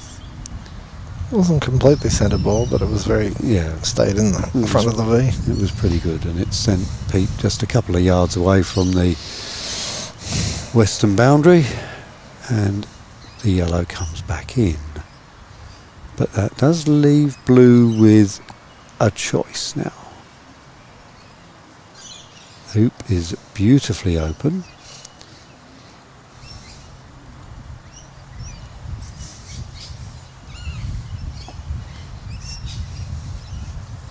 Yep. So I think one of the things going through Mark's head is, if you're playing a better ranked player and you've got a hoop that's makeable, then take it. Yeah. Yeah. It's about 2.5 yards. I know it doesn't look like it from there, but it'll be a 6. Oh, there we go. It'll be a 6 casting one.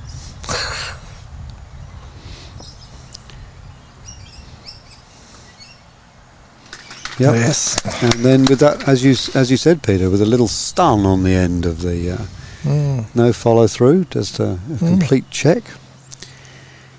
Yeah, well, normally at that distance, most players would, if they're doing a stop shot, they would hit the leg. Yeah. Whereas it's working for Mark, so that's why he's doing it. And as we know, fellow croquet players are always ready and willing with their advice when you've blobbed a hoop, and they will always love to come and tell you that you stabbed the ball, that you didn't follow through. And the cunning ones even when you haven't. Yeah, well, exactly, yes, that's right. And there's I think often Let's see if Mark gets rid of this. He does Yes, beautifully. lovely. Yeah, often you're conscious of doing a good follow through on a hoop running shot just so that the peanut gallery can't tell you that you didn't.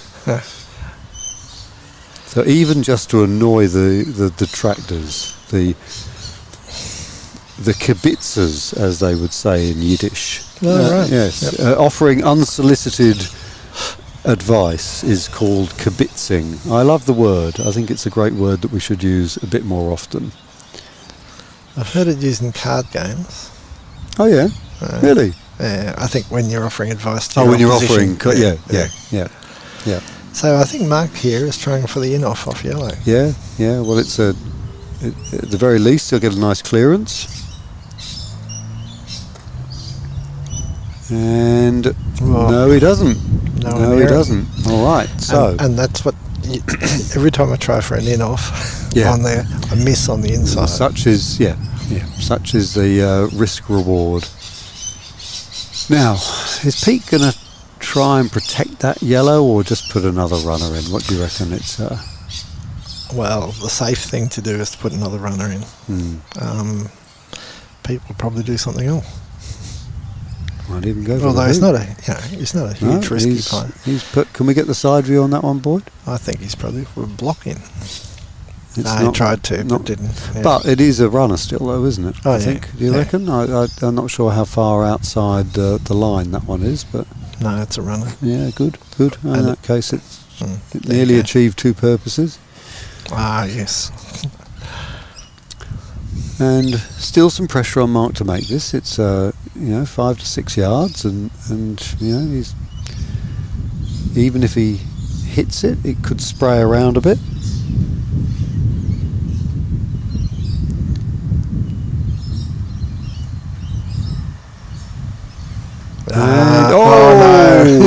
Action replay for that one, because that is quite a sensational series of little collisions. Watch this. We get the first collision, we get the second collision, but the first collision was enough. And the wave of the hand. The wave, yes, as if the gods haven't been fair. They were very generous to Mark earlier on. Because if it had been 3 inches either side, it would have just rolled past the hoop, and it would have been a great double clearance. Well, the blue is on the western boundary, not too far, about two yards up from the halfway line. Just coming into visit view there, so it's not going to be easy for Mark to clear that. But Pete not taking any chances. That's interesting. I think he's put in a stopper, so the idea is that if red comes out, it might hit yellow. Yeah, interesting, Peter. So what you're saying is that... Although it's hard to get. And I think also it's a bit of a block on black on the hoop. But then Mark will be aerial. And red will have gone. Yeah. I mean, I think... you've got to know when to raise and when to fold. And I don't... What do you think of this? I mean, it's a low percentage shot. Pete is going to be first down at the next hoop. I mean, certainly, we were talking about Ian Burridge's book earlier. Burridge is quite firm on this. No heroics, go halfway, get yourself into a position where you can clear the red down at the next hoop. But if Mark pulls this off, great. But look, it could go all the way to the halfway marker on the northern boundary. Even if it does hit red, it's going to go. Off it goes. And hit yellow instead. And now, so interesting. I mean, Mark clearly weighed up the percentages there, and all good. But interesting for viewers at home to mull over what they would have done there. Well, that's an interesting angle. Yeah, it is. And maybe Mark realised that Pete wasn't going to get the perfect rundown. I mean, we couldn't see the nuances of where the red was positioned within the jaws. If Mark would have taken a very careful look, he's very, very thoughtful about these things. I really like how Derek Ball handles those. So So even though the ball's in the jaws, he doesn't just march up and take a line. He puts his mallet in on the right-hand side of the inside of the hoop, then the left-hand side, and then he halves it. And then he pulls it back down and checks the line. Yeah. And then every time he hits it, you can see it go straight. So he has got it right. All right. I'll have to. You'll have to school me in that approach. That sounds really, really useful. So Pete coming up behind. Definitely hoop running, but he can only clear the black with the red to the boundary. And Mark looked like he was hurrying Pete on then, crossing his line. He's not normally that sensitive. Yeah, I saw that little movement of the hands there.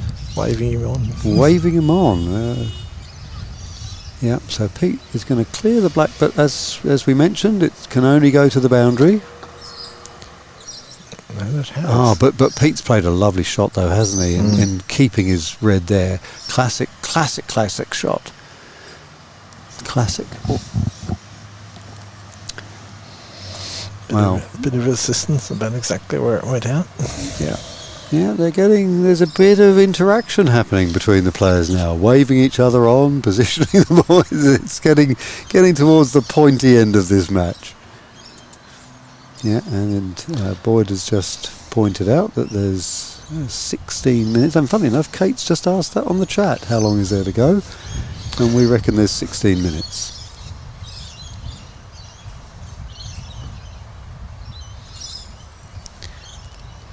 And then, of course, it's finished the hoop. Takes out the yellow very nicely. Ball. Very nicely. Then it's finished the hoop, and then each ball has 2 more shots. Yeah, very, very interesting situation. And we saw Derek Bull use that to catch up from 5-3 down. Yeah, that was sensational, wasn't it? Yeah, that was. Unfortunately for Derek, he then lost the 10th, the hoop 11. Here we've got an interesting situation, Peter. I think I'll go Blue has a view of the hoop. Now, you definitely go for the hoop because Mark will. Yeah. You reckon Mark will? Although he's hesitating. Yeah. Red doesn't have a great shot. No. Could get it in the jaws, and if it does, then Black's going to have a bit of trouble getting him out.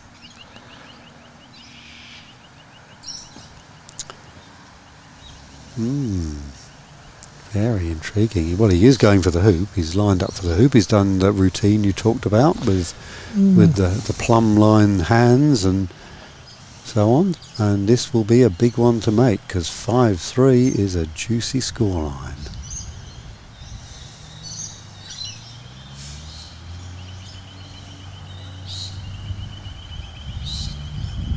Could be a 9 caster, this one. 4, 5, 6, 7, 8. 8 and through. Nice hoop. 5-3. Well,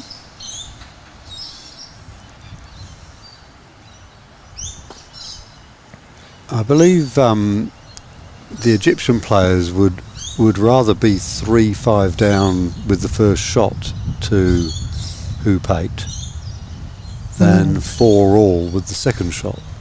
Have you heard that? No. I don't know where I heard that.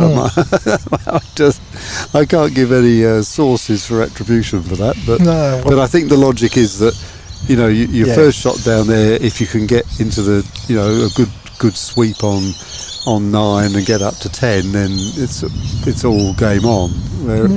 But you're still only going to be 5 all. Yes, but then 11 is always the crux hoop. Yeah, but the advantage of the player going first on 11 isn't as great because it's short. Yeah. So, I might have just made that up. I didn't make it up. Yeah. But I was sure I've heard it from someone. Yeah. Well, Pete Landrebe is always very strong that you shouldn't get too sweaty. If you've won hoop 1, don't get too sweaty about winning hoop 2 because it's much more productive to be first to 3 and have the chance to get 3 and 4 and suddenly you're 3-1 up. Yep. Psychologically, that's really important because people start fussing that they're down. Yeah, 3-1, it's starting to get compelling, isn't it? All right. And I think I would take more comfort myself being 5-3 up. Oh yeah, for sure. Than 3-5 and Yeah. hoping to get it to 5. Oh yeah, no. And not first to 11. Well, I'd certainly rather be 5-3 up than 3-5 down. Stabby at the yellow and clipping it, but Tickled it. Now I reckon we're going to see Pete absolutely thump this black ball. Or do you think he's going to go for the? No, he's going to take the hoop. No, what's he going to do? What's he going to do? He's going the hoop. Oh, That was the he outside missed of the it left by leg. a long way, Yeah. didn't he? Yep, outside of the leg, not just inside. Outside of the leg and off its spurt. And now this is where Mark's trademark little centre ball mid-paced clearance is. Gonna, See, Pete would just put in the jaws. yeah. But, and if Pete's reluctant to jump, that could be quite effective. I'm really surprised that Pete didn't smack the black all the way up to the north. Really. I mean, that's just his bread and butter shot. Like Mark plays that shot so beautifully. You know, Pete just plays the smack up so beautifully. But you know, he wanted to get a move on, 3-5 down. He saw an opportunity maybe to smooth that ball up to the next hoop, but He was thinking like an Egyptian. thinking like an Egyptian. Walk like one, talk like one.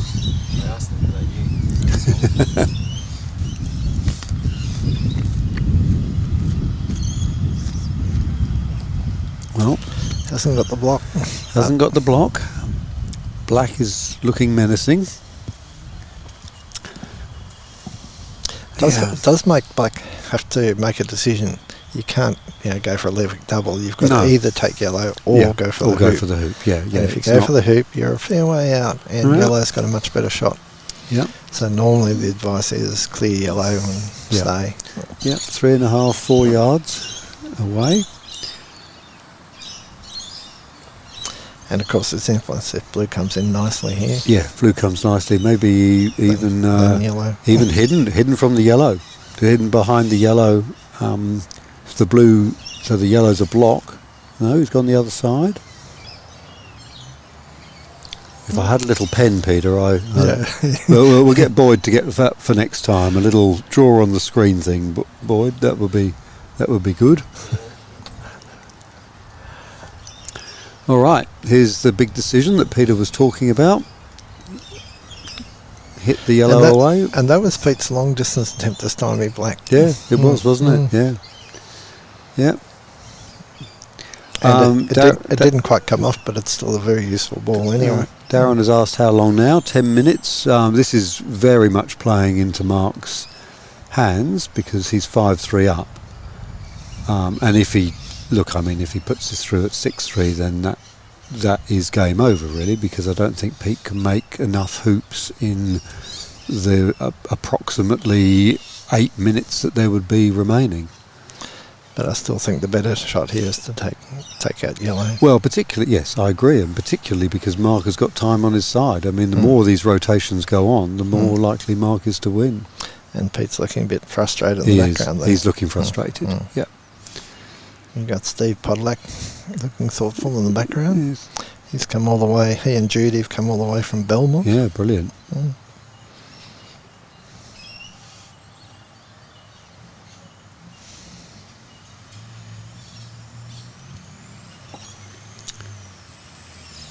Yeah, it's a long wait for Pete. And he's through. He wasn't taking yellow. And what do I know? And that really is very difficult to come back from now. Yep. I mean, Pete clearly has the ability to come back if he makes, from a deficit like this, but with the time as it is, and we're now into the last 8 minutes, and the cadence with which this game is being played, it's a big ask. I don't know whether Pete knows how long there is to go. It's not as if we've got a clock or anything around the ground. But look, if he can spank that yellow through, and we get onto hoop 11, yeah. If, but, when, how. So an awful lot's going to... He doesn't have to get to the 13th hoop. He just has to get through 11. Oh, sure, yeah, through yeah, 11. Yeah. He has to get through 11. If time is called, and Mark has not won 7 hoops, but we're on 11, we're still game on. Because that's what that was the situation effectively that Derek was in, wasn't it?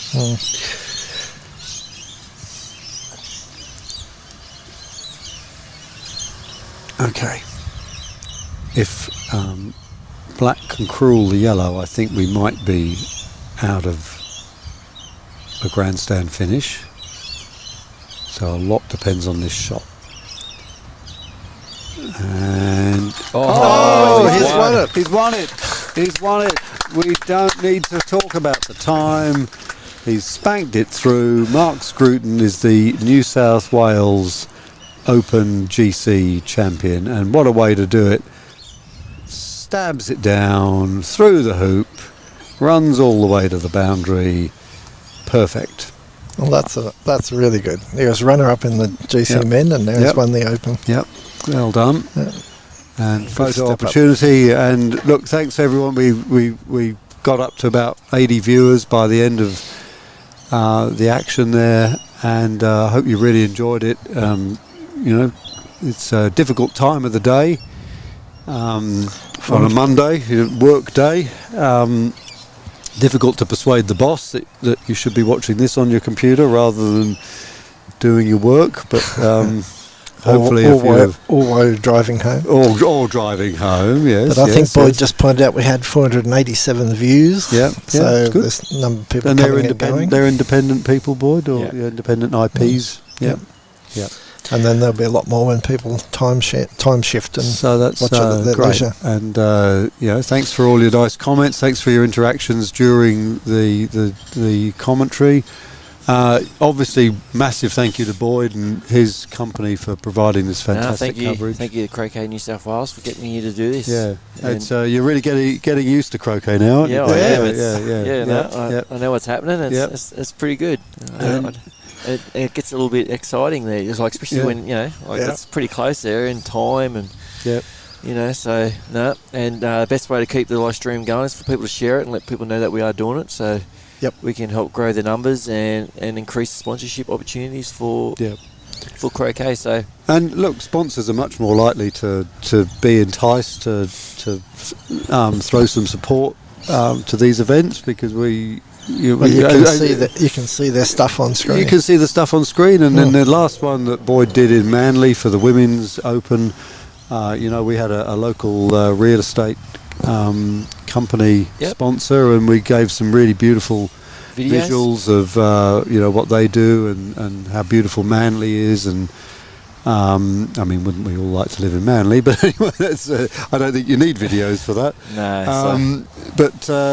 So some great opportunities for sponsors and to showcase this game and build this legacy of videos for people to learn from in the future. I'm going to start somewhere. So thank you, everybody. And until next time, I think we're at Mossman. Yeah.